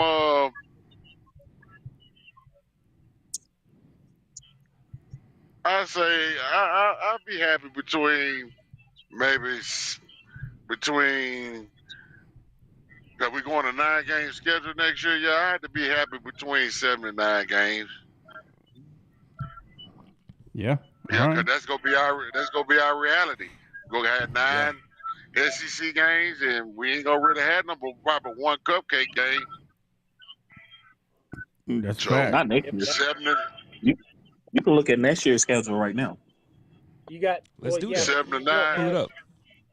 You don't have you only have one cupcake game because I think one of the other non-conferences is Utah and I forget what the other one is, but I think you only have one true cupcake game next year. Yeah. Yeah, so 7 to 9 wins. I think that's feasible for the first year. But see, Look. y'all gotta understand, no matter who the coach is, that everybody know the formula for the SEC. So if you come in there underperforming on the talent, on to get the players you need, we really did fumble the ball. Everybody know what the SEC requires, because that's what every program in America is chasing, the SEC blueprint for the type of players they need in the trenches, the type of players they need at linebackers, the type of cornerbacks they need. So that's the most important thing we need to be looking at on whoever the next hire is: the scouting department and the talent evaluation and the development. Nah, this schedule next year is gonna be tough, bro. Bro, I see two And for sure wins. That's it. yeah, this schedule next year is gonna be tough. We You got got Georgia at home. Tennessee, Texas. Yeah, Utah. I'm here to tell we you got right everybody at home. That's now, we don't care. I'm, Let me tell you. 2 wins with a new head this schedule is coach. crazy. Yeah, this schedule is crazy next year. With it is that because have we don't 7 think home games in a row. we don't have time to build a competitive team fast enough and get it. I mean, I can see that though, because we're gonna have to install a whole new offense. We're gonna have to find players. We're gonna have to. The coach is gonna have to install his culture and his system. The defense is gonna have to install a whole new system and build with players. I mean, so the first year, I can see that where we might take some lumps, but right now the bar is set pretty low because we 2-7. So if you can win anything more than that, you improving, you moving up. Yeah.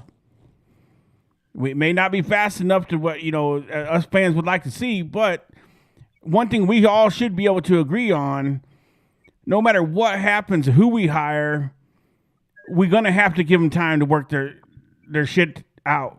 So we can, you can't expect a guy to come in here next year and be like, "We going 11-1." It ain't happening. And there's some people out there. There's some people out there that probably think that, but it ain't happening. I'm definitely. Let me ask you. Definitely getting my season tickets though. Definitely Before getting my before the season coach tickets before the coach start dismissing players, how many players do y'all think is going to transfer on their own from this team? About 30. Yeah. It depends. It depends on the coach, though. I do think Depends on that the is coach. yes, Mo. I think you got a point there. I do believe it depends on who they name as the head coach and whether they're going to leave or not. Because Not only that, that coach has to be able to think that they can develop what we have or who wants to stay. and this is my question too, Mo. Let's say again, if it's Franklin that it does get the job, how many does he pull from Penn State to here? Ooh, I think it'll be a good He number. can probably pick and choose one of them. It'll be a good number. If he get that NIL budget he want, he probably gonna pull that whole team. Yeah, it'll be a good number. Well, if you do that, is that not all those kids? That's not almost instant success we're looking at right there. Bro, it is because you have to understand. All those kids were pissed off when he left. Yeah, they were not happy that they fired him. They were not fired. Those kids were pissed. What I'll say is, like, no matter what happens, if he does bring in those guys from Penn State or whatever, I want to see consistency on both sides of the ball. I don't want to see one week our offense is great and our defense is trash. The next week our defense looks great and our offense is trash. I want that consistency on both sides of the ball each and every week. If we get here's the thing. Here's the thing, Connor. Here's the thing, Connor. Last year, Penn State had a top 5 defense. And you got to think about it It's too. always Penn State's offense. You got to think about it too. Is offense and defense are going to change due to the matchups of the team you're playing. You're not. It's hard to get real consistent. I mean, I know what you're saying. We don't want to see we get blowed out one game because of the defense, and then we blow somebody out the next game because the offense is working. Yeah, I get scoring. We score 50 on a team or whatever, and it looks great. And then the next week we score 3. I don't want that. Yeah, I mean, I get it. Say something? Yeah, go ahead. I got something to say too. One thing y'all gotta realize, I know that's like kind of almost logical thinking, and I know y'all done heard me say, just because you wearing the SEC logo, don't mean you qualified to be in the SEC. So just because they're at Penn State and blah blah blah, don't mean some of them players qualified to be in the SEC. So you have to really think about that. You're right. You'll probably poach some. You might have to poach you might have to poach a few players that that can be a player-led team to set a standard, and they for sure they can make the transition over. But the main thing is to go get players that's proven through the SEC that's already been there and done that. That's Yeah. where the money needs to be going. I agree. You know what I'm saying? It ain't necessarily got to be the SEC. It could be somebody or whatever conference, but they, like I say, they work ethic, they development, and uh, and the love for the game is Right. there. Them the type of players we gonna need. On. Kim Ray, go ahead. Then I'm going to add something to that. I was gonna say it's kind of off topic. Whoever the head coach is next year, that cupcake team, they need to blow them out by 80. I'm tired of watching us win by 20 points, 30 points. Yeah, I no more need 80-point Mr. wins. Nice Guy. Yeah, run it up. Put the foot on the gas and put your foot on their throat and win like you're supposed to. I agree. Yes. I agree. And Hey, they get $1.5 million for losing that game like that. yeah, it doesn't matter. They still get paid. And what I would say No. to add to Scout King's what he said was, I think you got a valid point there, but I also will say them talented players like you have like a Penn State. If they may, you're right. Okay, they may not be exactly prototypical SEC talent, but with a good coach and a good staff, at least you have a solid base to start with to make them SEC talent. You know, you can teach them, you can train them. That's what practice is for. Now, I'm not saying you're going to bring the whole Penn State team down here. That's not what I'm saying. And I'm sure he could poach the best of the best out of Penn State, and just and bring them here.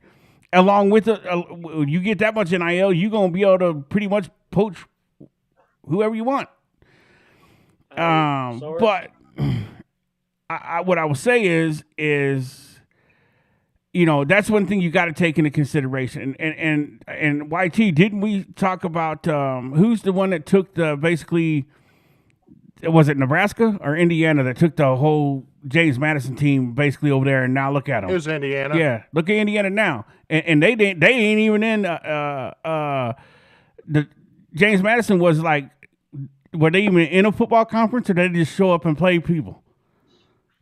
James No, Madison's in the James Sun Belt, I Madison believe. is in the Sun Belt, I think. Yeah, so you got Sun Belt players now up in Indiana just putting a whatnot on people's heads. So that works both ways. If the coaching is right and the staff is right. That's facts.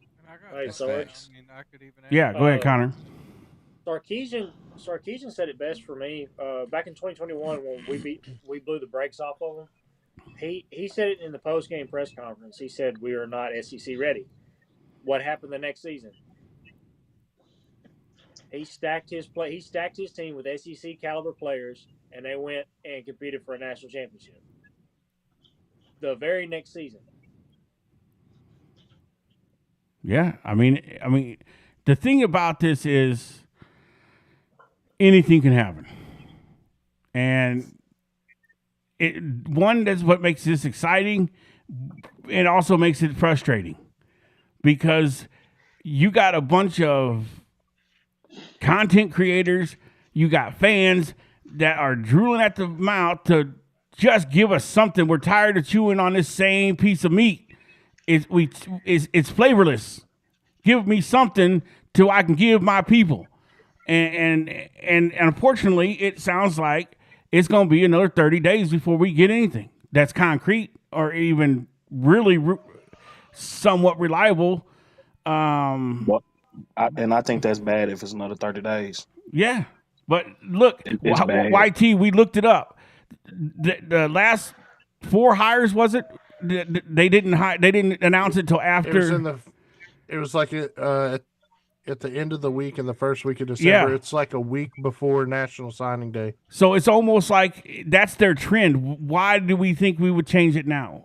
So why are we expecting anything now when they haven't done it in the past with any of the coaches they hired? They've always waited till the last minute. Horrible, man. Stupid. I just want to. Stupid. I got a I question agree. for the whole I got a question for the whole panel. What will it take to make Arkansas relevant in football again? Ooh, Mo, we'll start with Winning. you. Winning. Simply put, Yeah. we just need to win games, bro. Even if you win, even in look at let's take Vanderbilt for example. Most of the time, college football is about what have you done for me lately. I can guarantee you this: if Arkansas hauled off and won 8, 9 games next season, everything else in the past won't be brought up until we start losing again. You get what I'm saying? What will make Arkansas relevant right now is to win games. You get what I'm saying? Like, if let's take for example Bobby Petrino. If after the whole Notre Dame debacle, he hauled off and won at least 5 of the last 7 games, I promise you, Arkansas would be nationally relevant, and he would definitely be in position to become the head coach of Arkansas. But he hasn't won any games, so therefore, we're still a laughing stock. We're going to be a laughing stock until we win games. And he's not going to be the next head coach at Arkansas, no matter what people say. Yeah, good take, man, because I don't know if you can say it much better than that. Scout King, we'll go across the top. All right. Well, winning is the main thing, no matter what. But for Arkansas, we, like I said, with this coach coming in, like I say, coaches get the chance to bring in, like you say, the culture and a lot of other things. You know what I'm saying? So, like I say, for my vision, we behind. I'm bringing in. We gonna keep our traditional look much as possible, but I'm changing uniforms. They got to look sweet, you know what I'm saying?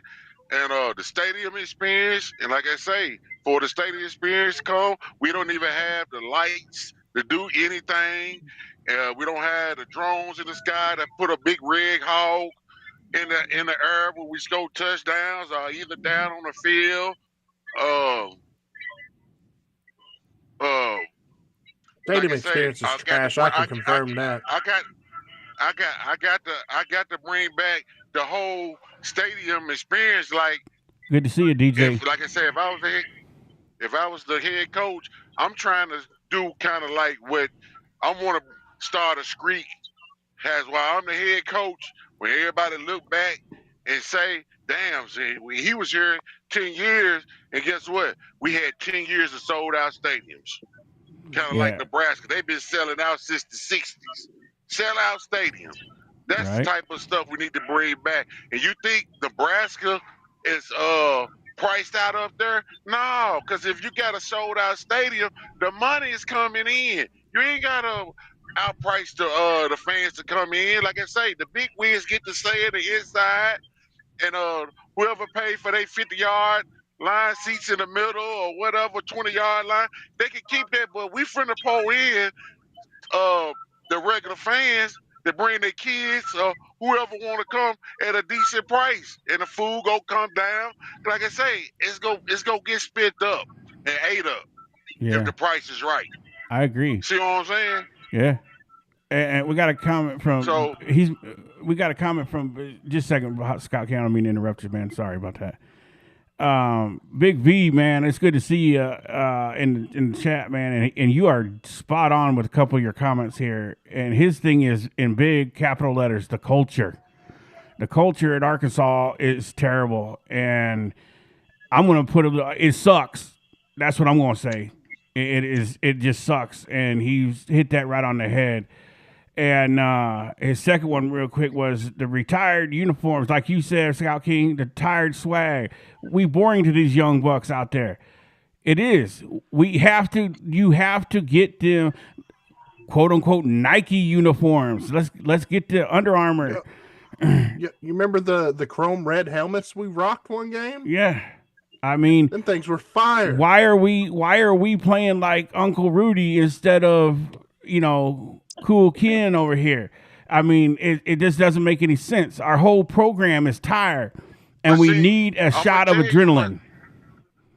I'm gonna The tell you what anthracite happened uniforms back back. about 5 or 6 years ago. Nike came to Arkansas, and like I say, when I make this comment, don't think it's gonna be like them out west, Oregon, but they want to be Arkansas be that team in this region to say, hey, y'all, we kind of looking at y'all. Y'all kind of got the perfect way we want to go. Yep. You know what I'm saying? Yep. With give y'all the opportunity to to have more flair on your uniform, more choices to use. You know what I'm saying? And all that stuff get checked off by the coach. You know what I'm saying? And whoever else in charge, but Jordan's gonna be the coach and probably maybe AD or whatever, but probably the coach. Really, it's gonna come down to the coach. All right. What Hold kind of on. combinations he want? Hold on. I got to make a correction here. V, I am so sorry. I did not know that or mean anything disrespectful there. I don't think anybody knew Vmar was a female. I Yeah. never knew that until now. Well, I'm So, gonna say this. I I read will- it and I saw V Marie, so that's why I kind of figured it was a female. Okay, so that was my fault on that, and I do apologize. And thank you, man, for being a part of the program here. And V Marie. Now we know yeah, V Marie. yeah. Now I know, and Yeah, I will remember that. So I appreciate I believe that. the one is supposed to represent an eye. That's what I Yeah. read. I saw V Marie. I didn't want to correct because I didn't know if I was just wrong. No, but yeah. that's what I read. That's I on always me. thought it was Vmar. I always Yeah, called I thought it was too. I did too. Now we So know, V. Marie. now yeah, my bad, and on that, and I apologize for that. And you're always Don't welcome. know, now you know. You are always welcome here. And we appreciate. We want more women here for sure. So we're glad that you're a part of the Sarge squad. And again, my humble apologies for that. And I hate that because that is that's okay. Again, It's all good. She already saluting. She good now. Now we know. You know what all I'm right. saying?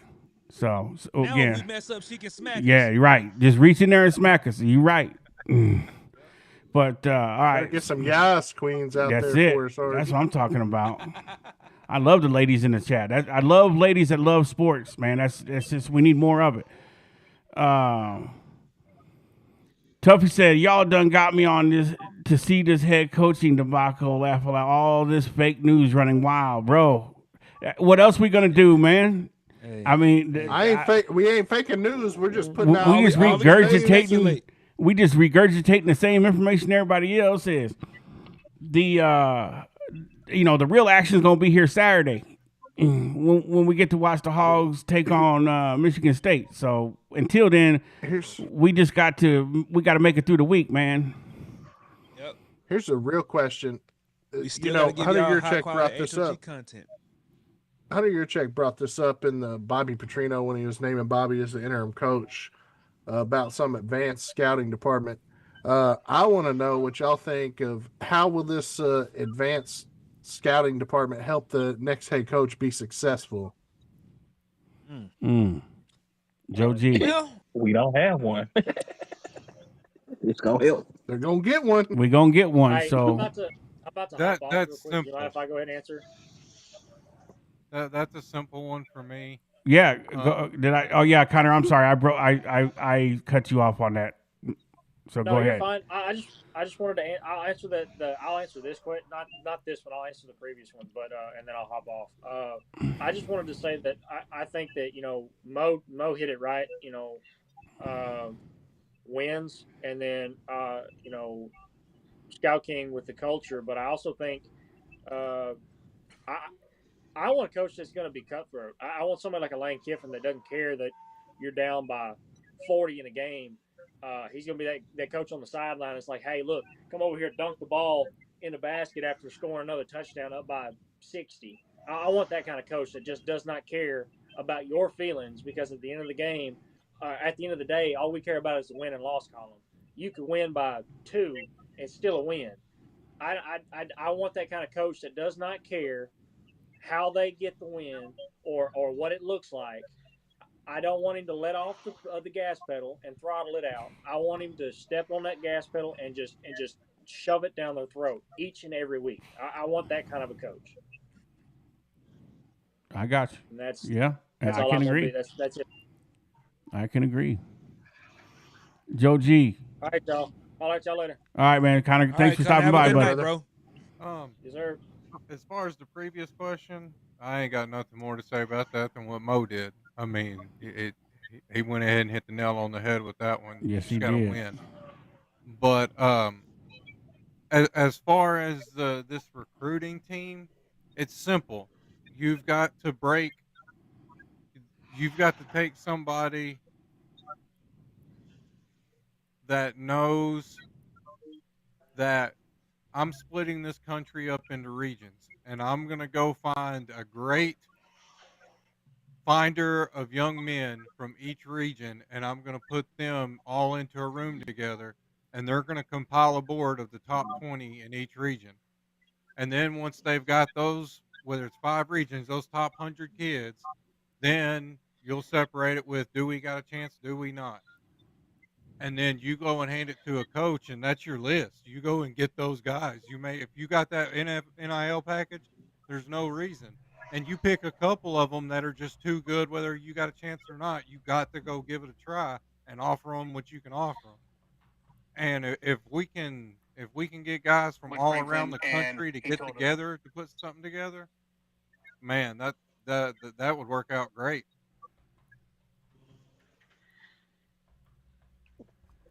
Tonka.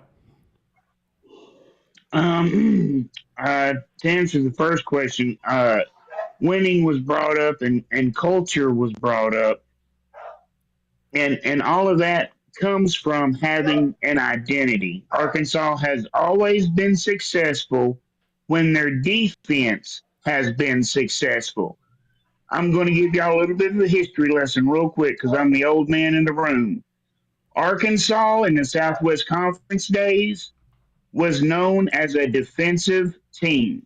Just how Alabama is known today, just how Georgia is known today, just how the reputation Oklahoma is trying to build. That's how Arkansas was. That's why we were successful. And we could punch you in the mouth on offense, right? So our whatever team, we need to have an identity that they can hang their hat on and say, "This is what we're going to do. Try to stop us." Number two, how is an advanced scouting team going to help? Well, it's not going to hurt. When you going into an area, it's best to know what players you need to talk to instead of going to the football coach going, "Who you got?" You know, it's better to go in a little bit more prepared and say, "Hey, man, these are a list of some kids I want to know about. Do you have any names you want to add to this list?" That sounds a whole lot better. That sounds like a university that's got their act together, and that's how everybody else recruits. So it's about time Arkansas did the same. Okay. Another good take. Ken Ray. Let me answer that previous question Yeah. first. Stop gambling. um, Arkansas got to get back to Arkansas, man. The Mm-hmm. main piece of the Arkansas football program was Arkansas kids.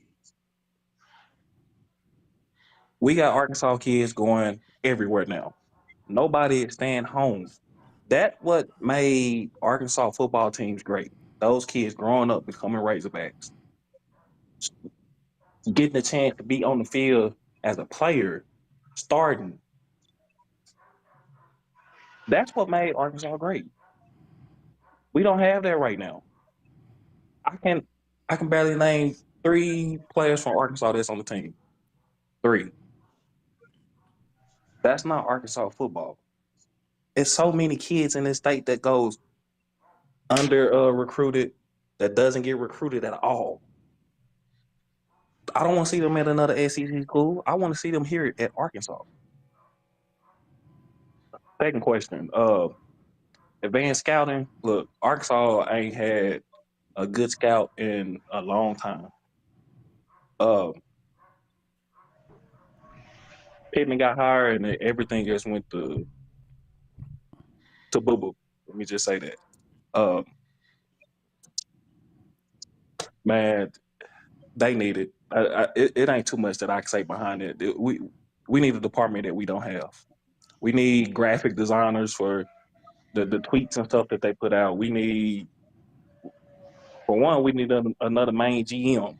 We don't need a basketball GM. We need a main GM that can build a team and develop those people to be over each and every sport that's in the athletic department. Because one guy can't do it. Yeah. Make sure I vote. I put a new poll out there. Little Joker wants to know who hit that Michigan State button. So Who hit that Michigan State button? We coming. he said who hit Nisha? that Michigan State button? Somebody hit that Michigan State button. So Nisha did. that was funny. I give Little Joker said, "Let me find out who." All right, Mo, what you got, man? What do you say, bro? I think that the advanced scouting department will help a lot because it'll allow coaches to do what coaches do. They wouldn't have to spend as much time evaluating tape unless there's a player that absolutely stands out to them that they want to bring to the scouting department. If they have the scouting department will already have all the tape ready. All the coaches will have to do is watch it quickly. They won't have to spend as much time. They'll still have to recruit, but I feel like the scouting department will do a lot of that leg work that the coaches have to do as far as traveling out to look at players. Coaches will be more present on campus with the players that they have already on the team. I also think that it'll give more opportunity for coaches just to concentrate on week-to-week preparation instead of having to do dual duty as far as trying to make sure that they reach out to kids and stuff like that. I just feel like the overall concept of the advanced scouting department is a net positive. It's a matter of making sure they have the right people in place and making sure that they do what they need to do with that department, man. I feel like, for example, Raleigh Williams. I think Raleigh Williams would do a great job in a situation like that, man. Absolutely. Yeah. I feel like they really need to reach out to him to see if he has any interest because he's doing his own thing as far as his sports agency. He's trying to be an agent, right? Yeah, he's He is an an agent agent. for these collegiate athletes. Yeah. Yeah, but I think that Raleigh Williams would be a great GM / Talent evaluator. Yeah. I feel like Raleigh Williams would be great. We found out who the in that culprit role. was. Nisha was drunk dialing. She said it came up as Nisha was trolling. it said it came. Nisha said it came up as I was trying to gamble. Imagine that. I told you. Nisha got 115,000. I'm gonna have to take some points away from her. She got an addiction. Trying to hit. So, Mo, what you're saying is the scout department could possibly lighten the load of our head coaches and staff to let them focus more on what's on the field and Absolutely. less of what's off the field, which would in turn probably make a better product on the field. Absolutely, 100%. That's why I said, man, it'll give them an opportunity to really, really concentrate on what they need to concentrate on instead of having to worry about putting together their next transfer portal when they have all of the scouts in place to do that for them. Yeah. All they have to do is say, yeah, I like this kid. Go ahead and bring him in. Or no, I don't like this kid. Leave him alone. Go look at somebody else. Like, it'll be more plug and play. It'll be more plug and play as far as putting together a championship roster is concerned. Right. And I agree with that. Then even if you think about the scouting department, most of all players now are posting their highlight tapes online. Mm-hmm. Do you know how much time that would curb the coaches from evaluating players? Absolutely. Yeah. Yeah, can we find some of those gym 4 stars out there? You know what I'm saying? Scout King. Those gym 3 stars? Yeah. What do you say, man? Yeah. I mean, I need to be involved in that because I'm the number 1 scout in the state of Arkansas, number 1. Well, look, man, are you So going to be the I need to head be coach? involved. What, you want to be the coach? Are you going to be the coach or the scout, the head of the scouting department? Which one? Well, I cut my teeth on scouting, so Now, I know I talent would be when I more see apt to talent. pay you 1.6 to be a scout for sure. Yeah, I know talent when I see it. So, yeah, but Yeah, that'll help it all out. But like I say, man, like I say, this ain't no rocket science. But man, you can miss bad. But like I say, I know me personally, I'm looking for players that I know when I look at them in the eye, look in their eyes, and I look at their tape, then I talk to them. They really love to play football. Yeah, Yes. that money. I can talk to a player and say, yeah, man, the money is a bonus, but man, I just love to get out there. I love the process. I love just to get out there and hit somebody in the mouth. I love to catch touchdowns. I love to run the ball. You know, that's what I want to hear out of players. And I can't do nothing but deal with them. And Right. I jump on top of desks or whatever I got to do to bring them type of players in. Because that's Right. what we playing football. We're not playing money ball. We're playing football at the end of the day. That's a fact. See what I'm saying? And that's what we need, football players. Yes, And sir. I want my whole team to be developed as players. Just like how you made that comment earlier about he brought his I think that coach Sinetti brought about 15 to 20 players from James Madison, all right, in the Sun Belt Conference. And like I say, they out here walking the dog on the schools they play. All right. Now, just think about some of those same players that from James Madison, if they came our way to Arkansas, guess what? They'd have been on the pitch. Oh, them walk-ons. Blah, blah, blah, blah, blah, blah, blah. See what I'm saying? Yeah. And it's clearly, like I said, it don't matter if you is on my scout team or whatever. You on a roster and you that last tier of them 20 players with on the scout team, guess what? You a real legit scout team running back that's gonna put my starters on their back. You just not gonna beat Tonka Tide running out there. We running out Tonka Tide and you Sarge to run the ball and such to run the receiver. No, we putting legit players out there, you know what I'm saying, on Bro, the field at all times. bro, you put me out there to run the ball. I'm going about 1.5 yards, and I'm going to. They're gonna have to call a But helicopter to the center of the field and haul me out of there like Orca the whale. but when we talk about walk on players, everybody just look at them like slops. They ain't nothing but a body. No, man, you gotta make it. If they on the football team, you a football player. Develop them to their max potential while they at your university. Absolutely. That's And what that's it's what all we've about. and that's what we've been missing here a lot these last few years is talent development. And the talent we do have has been hiding on the bench because the coaches won't put them on the field because we don't want to That's only develop them for Arkansas. somebody else. What kind of sense does That's that only make? Arkansas. Come on. It's Arkansas crap.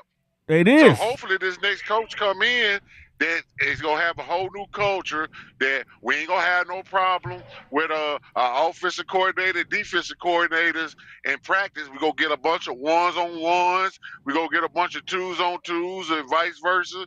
You know what I'm saying? We gonna be better equipped to come into a game on Saturday. See what I'm saying? That's the main thing. One of the main things I got against Bob Petrino when I be sitting back thinking that if he become the guy and all this and that, is he ain't gonna let the defense do what they need to do to get ready for a game. See what Right. I'm saying? Right. And yeah, so hopefully the next head coach, that's something like you say, so many players like, nah, man, I never practice on how Bobby Trino changed the schedule to on Sundays to Monday. I Thank mean, you, you know, YT. how he switch. Yeah, everybody's used to that type of stuff. So the average football player is probably used to the real competition through the week on ones and stuff like that, so they could be ready. You know what I'm saying? Not what we've been used to and privy to in Arkansas. When they came to Arkansas, we kind of like you say they entered the twilight zone and didn't even know it. Yeah. Well, we know it now. That's for sure. Because we fixing to enter the twilight zone with this next question. I promise you that.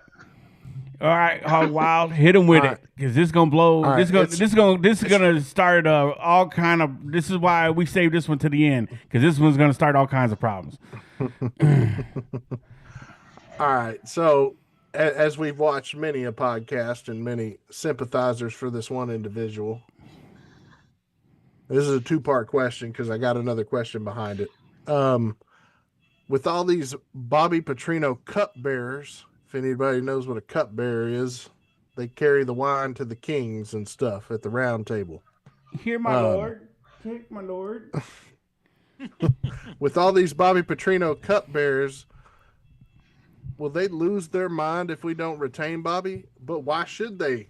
2011 was a long time ago, and the times have changed. He has changed. He could score in the second half in those games before. What's happening now? In my opinion, he needs to ride out in the sunset, saying he tried his best with the time given to him.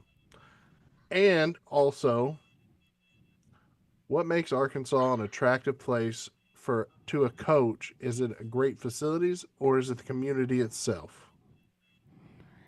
Joe G, you get the honor of starting this debacle off right here. Yeah, he definitely needs to ride off in the sunset. There's no question about it. That's a good question. Um,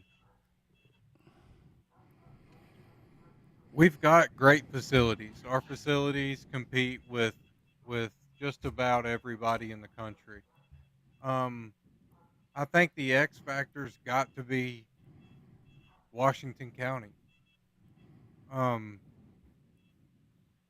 you can go just about everybody in the, especially in the SEC, locker rooms look great. I mean, compared to what we went to high school, and I mean, the facilities are going to be top notch.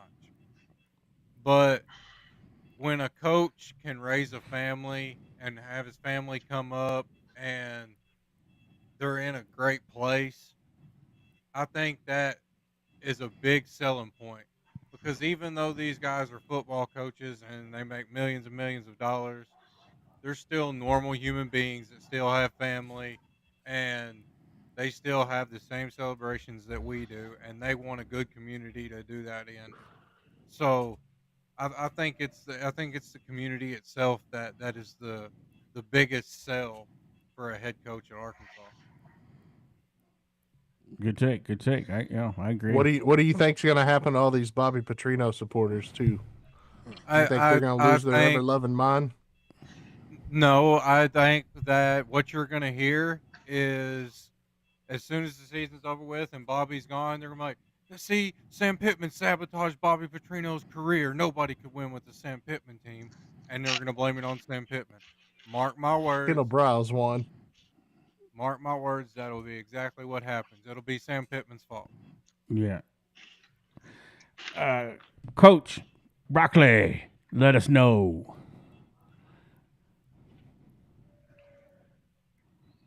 You're muted, bud. You're muted. Oh, oh yeah. I think the cup bearers, as you call them, those afflicted with the Jimbo Fisher disease that still think it's 2010.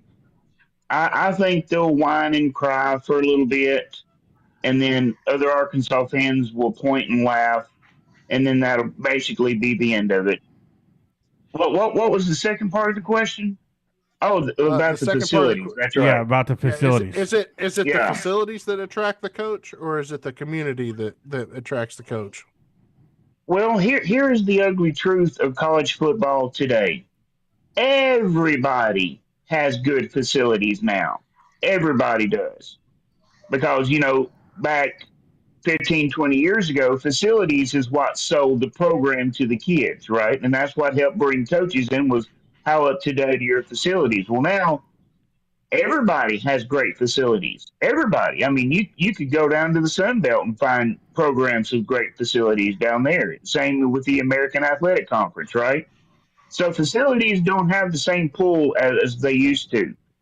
But what does have pull is what has always had pull in recruiting, and that goes for players, it goes for coaches, everything else. It's relationships. Sorority girls. And once kids and coaches come to the heel, Arkansas has always said you can talk about us and not know about us. You can say no to us, but just come to the heel. Just come to the Hill, and that will change your mind. It's the community. It's the community of Razorback supporters in this state that make the Razorbacks desirable. All right. All right.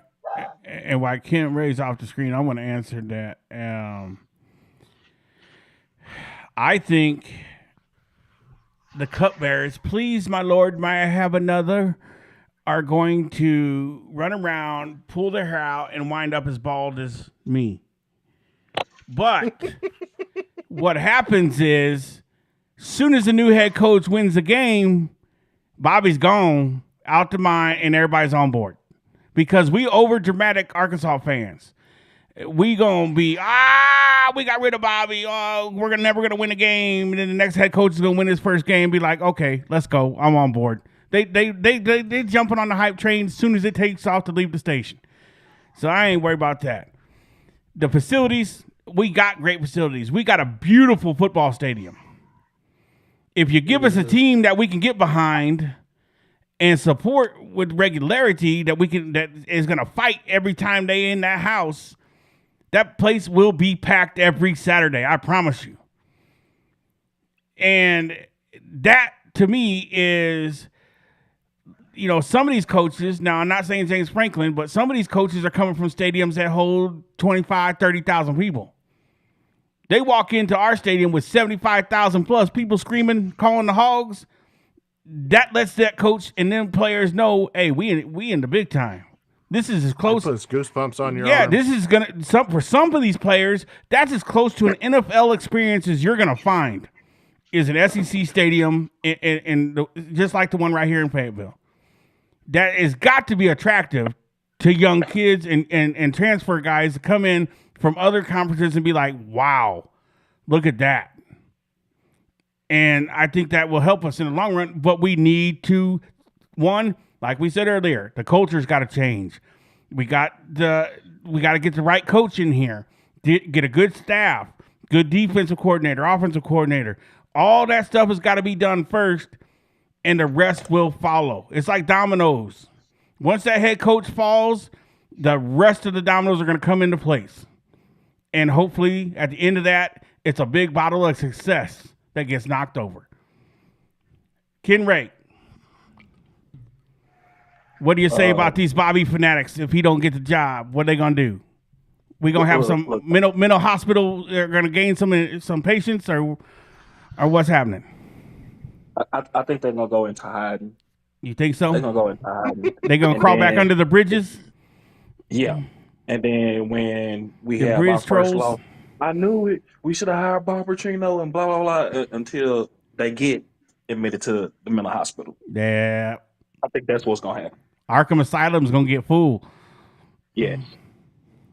The other question, honestly, the large part of it is the community. The stadium and all that stuff up there is nice, but I really do think it's the community. It's not. They do have some anything restaurants else. that be busting. Yes, if the coach can go out and get something to eat, fans greeting them, just the regular, notoriety, then I think that's all that's needed. Yeah, I agree. Jeff says if Arkansas keeps Bobby, they need to just rename the school to the University of Northwest Arkansas for football because I don't want no part of it, bro. You and a lot of us, they might as well just call it the NWAC, the bigger brother of NWAC. Mo, what you say, man? What do you think? What's going to happen? People gonna lose their minds, and how about our facilities? That Wyatt cat might lose his mind and pull out all his hair. Hey, I know you had a guy on your show last night that was, he gonna lose his mind. Wyatt, I feel like Wyatt is gonna be all right. He's not as off the hinges as somebody else we all know. Now he's already lost his mind. Mm-hmm. I feel for people like him, seriously. Yeah, I do too. I feel like to Tonka's point, man, everybody has facilities at this point. You know what I'm saying? Mm-hmm.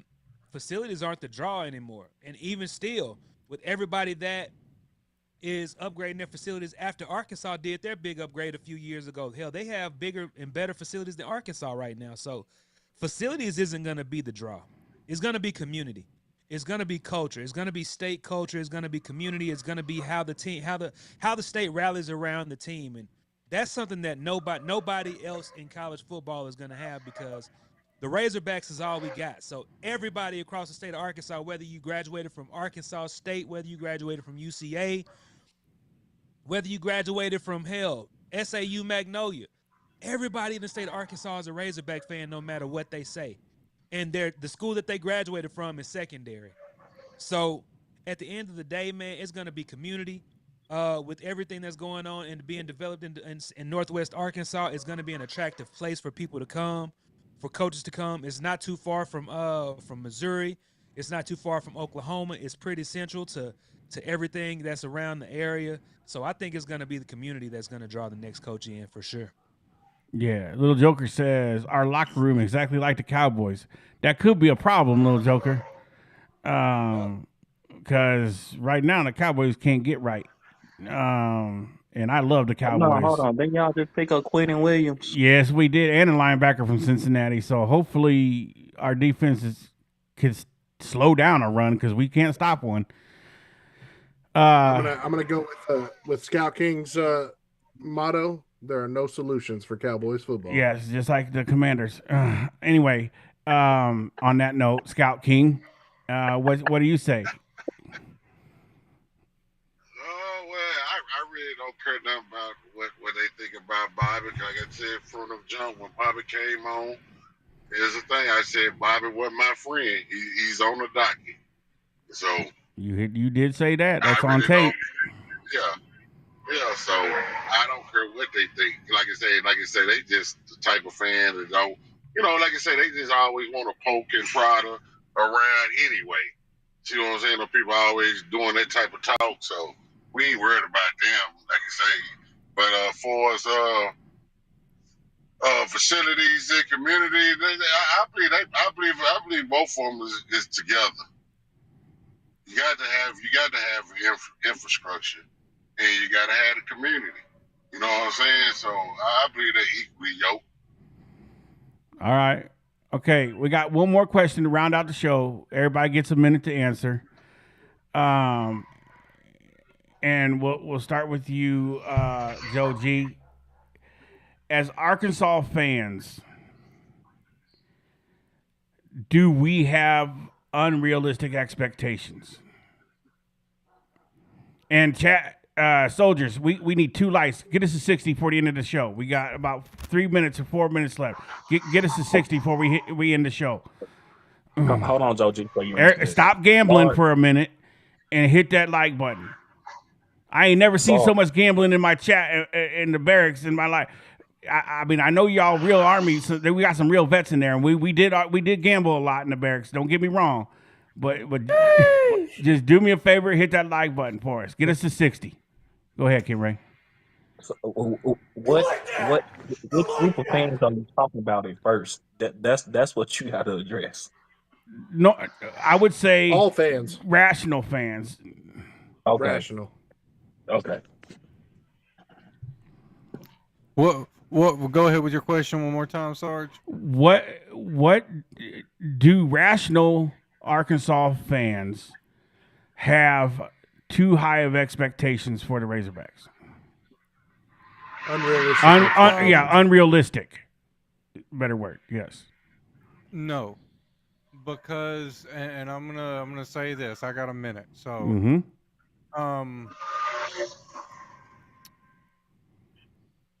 we've proven we can be elite in just about every other sport. Why not football? Why? What's a good enough reason to tell an Arkansas fan, hey, you shouldn't have expectations to win 10 games in football like that? I don't want to hear that. We deserve 10 wins, and it's obtainable at the University of Arkansas, and you can't convince me otherwise.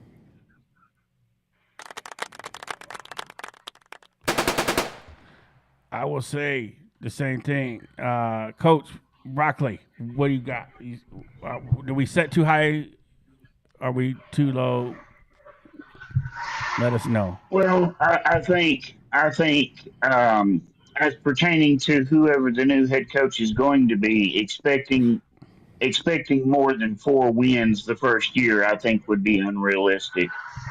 But to be unrealistic to want 8 or 9 wins, 10 like every 3 4 years, no, I don't think that's unrealistic at all. Okay. I agree. I agree. Ken Ray.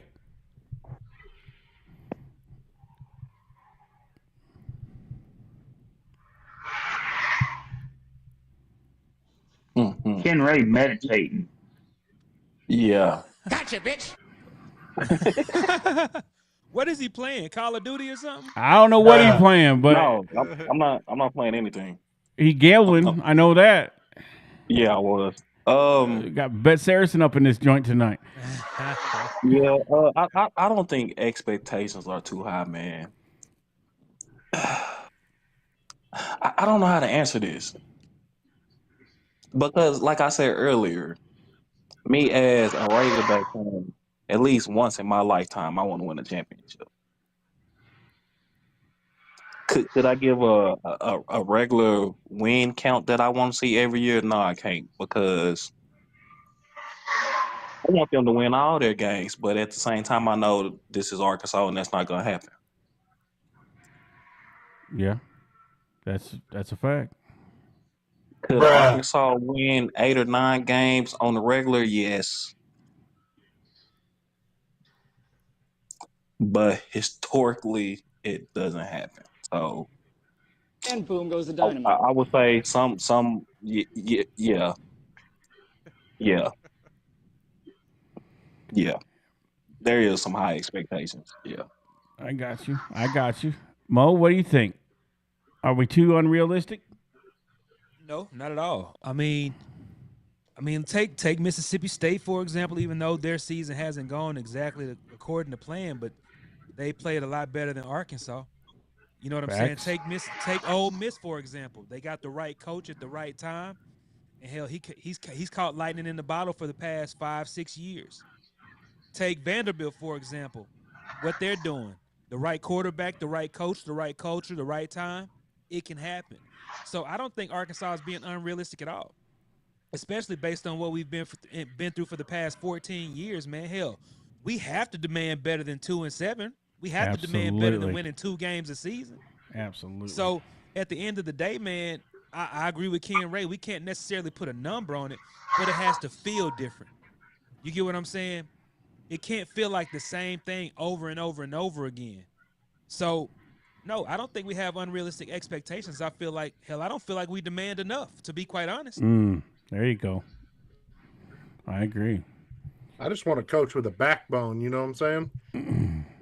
Scout King, it's on you. Got a minute. Well, it's all been laid out in front of us for the past 15 years. Arkansas has had the top 5, the top 15 schedule in the country. We play with anybody. All you gotta do is look at the scores. With all our mistakes and blah blah this and blah blah that, blah blah that, we right there in the game. Even gone last week. Everything went all the way against us last week, and we lost by 3. But at the end of the day, it was on us to close these games out. So Arkansas could do whatever Arkansas wants to achieve year in and year out. Like anybody in America. Don't nobody in America know what they gonna do each year in and year out. So Arkansas, you know what I'm saying? If you keep thinking that Arkansas is gonna be a 7-win team or whatever, like I say, it's one game at a time, one play at a time, one quarter at a time, and let's see how things play out. We might look up in the next 5 years. Shit, out of 60 games, we might be 40, be in the 40 range. Who don't nobody know yet. Yeah, So that's what I got to say about it. I agree.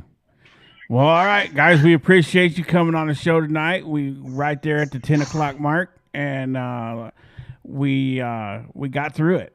We got through it. I will say this, Mo, you got a show tomorrow night, right? No, I think he's gonna be out of probably town. Not gonna, I'm probably not gonna be able to do one, man. Because I gotta Okay. go to that funeral tomorrow. That's why I But asked before I sent people. Yeah, if I'll let them know if I do a show, if I end up doing a show, I'll send an announcement out. Y'all will know. But All right, just be looking. I don't know right now. Yeah. Yeah, Just be on the lookout. Mo's got to do something that we all hate doing, and we understand that. Yeah, but I will be back Monday for sure. Yeah, because we're gonna be discussing Prayers another Arkansas to your win. friends, family, and yourself, Yes, man. absolutely. Be careful on your way to Arkansas. I appreciate Safe that. travels, I brother. appreciate that, man. And no, Sarge, do you got any more of that Molly left? any more of what? Who? That Molly you was taking last week. What are you talking about? Me? Huh? No, Sarge. I don't know what you're talking about. Molly You is remember I ecstasy, said Sarge. when you had that cold? Oh yeah. What's up, OD? Yeah. Hey, there's OD coming through. That's what I'm talking about. Man, OD always do that, man. Yeah, at the OD end of be the show, watching the whole he was time. lurking the whole time. Yeah. OD be watching the whole time. And then want to hop in when everybody try to jump off with extra questions. And, man, Yeah, OD OD. is something else, bro. My man's coming through. Tell me you want to sleep. Tell we got to go to work in the Talking morning. about better late than Tell never. me that. That's true. Better late than never. You right, man. Hey, I take it, man. I appreciate you coming through, man. Did you Hey, get your steps before in you- today, OD? Because I know I didn't, man. I let you down today. Miss Kathy said before OD didn't pay his light bill. Before you Miss Kathy. showdown, we need 2 more likes to get to 60. Yeah, hey, we got to get to 60. Give me 2 more likes, man, before we shut the show down. We got to get to 60 before we clamp this wound closed and call it a night. I know we got 2 people in here that didn't hit the like button yet, so we got 34 people still watch, 45 total. If you're over on YouTube, if you're over on X, come over and give us a like real quick on YouTube, and we got 2 more we need to get, and then make sure you like and subscribe and set your notifications, because Saturday at 5:45 we're gonna go live, and we're gonna bring you the Arkansas Razorback and the Michigan State basketball game right here. We're gonna have the game for you, and we'll hopefully have some special guests come in and for the game, and we're gonna rock out with you guys and bring you all that. There we go. One more. It's all we need. We got 59. We need one more. And while we're waiting for that one more, I'm going to answer a little bit of that question too. There, OD just wiped his feet. There you go. That's my man. I would say this, man. I don't think, and I'm gonna agree with you, Mo. I don't think we demand enough, man. And I might be crazy. And you know what? It wouldn't be the first time somebody called me crazy, and it probably wouldn't be the first time I acted crazy. But I think this program, anything short of 9+ wins, is a failure. We have to demand more, because as long as we keep supporting a team that is putting out 6-6 at its best in a Liberty Bowl win, that's what we gonna keep getting. Because they see no incentive to change anything, because the status quo is working in their eyes. Because the fans are still supporting, we still come to the game. We buy them $13 hot dogs and $15 beers, and pay the parking fees, buy the clothing and the hats and everything else. And yet we do not demand better from this program. So to me, I think we really need to come together as a community, and like you said, and show these coaches and show these players, hey man, if you come here and you bleed on that field and you battle for me, we got you. We got you. The community's got your back. And when them players feel like they have a 75,000 seat stadium behind them, it's amazing what you can do when you feel that love and that encouragement and that excitement that your body will naturally do things that you didn't think it could do. Trust me. When I fought with my brothers next to me, to my left and to my right in the sand over in countries that I didn't want to be in, you know what got me through that was the love of that guy on the right and the love of the guy on the left, knowing that no matter what happens, me and that boy was going to make it through it. Because I was going to die for him, and he would die for me, and all the way across the board. That's what we need to get out there and teach these young men on this field. Hey, when you go to line up, when you come out that huddle, look to the guy to your left, look to the guy to your right. If you do your job, we gonna win this game. Just do your job to the best of your ability, and you win these games. If you think about it, look how many games this year we've lost by one play, one score. If any of that changes, this whole conversation, all these shows are totally different right now. Now, it could be just for this year. We don't know. Because ain't none of us, the last time I checked, can see the future. But one thing we are guaranteed. Yeah. How you going to mess my monologue up, man? No, what you're saying is this. You said we settled for 66, so what? All that's saying is that we trying to close the gap in a 3 or 4 game gap. That's all we need to do. Close a 3 or 4 game gap. Absolutely. Absolutely. Yeah. I mean, we're right there. And look, we took the number 4 team in the country twice, 2 different number 4 teams in the country, to the wire. And that same team, Texas A&M, curb stomped LSU. Curb stomped them. And we played them to the last possession. And we can't beat an Auburn after that. We can't beat a Mississippi State. Now, granted, it was aided by 8,652 flags. And all them referees are now doing rotator cuff surgeries because they can't throw flags no more this week. But it's not so much I don't think we had the talent. I think we had the wrong people coaching at the time. And I'm going to catch some heat for this, but it doesn't matter because it is what it is. The facts are on the field. If we have a better coach, a better offensive coordinator, a better defensive coordinator, the players we have, obviously we can win with because we were so close. A few things were out of place, and this whole season is different. So just as bad as things are, man, just think, and I'm not pumping sunshine for nobody, but I think good things are coming for the Razorbacks in the future. And on that note, we hit 60 likes right on time. I want to answer the unrealistic expectations. Oh, bro, you should have went before. Okay. Real quick. No, go ahead. I'm just kidding. No, it's gonna be good. I promise. So what makes us think that we should win 9 games on average? Because historically, and this is through the years, Arkansas is a 7-win average team. I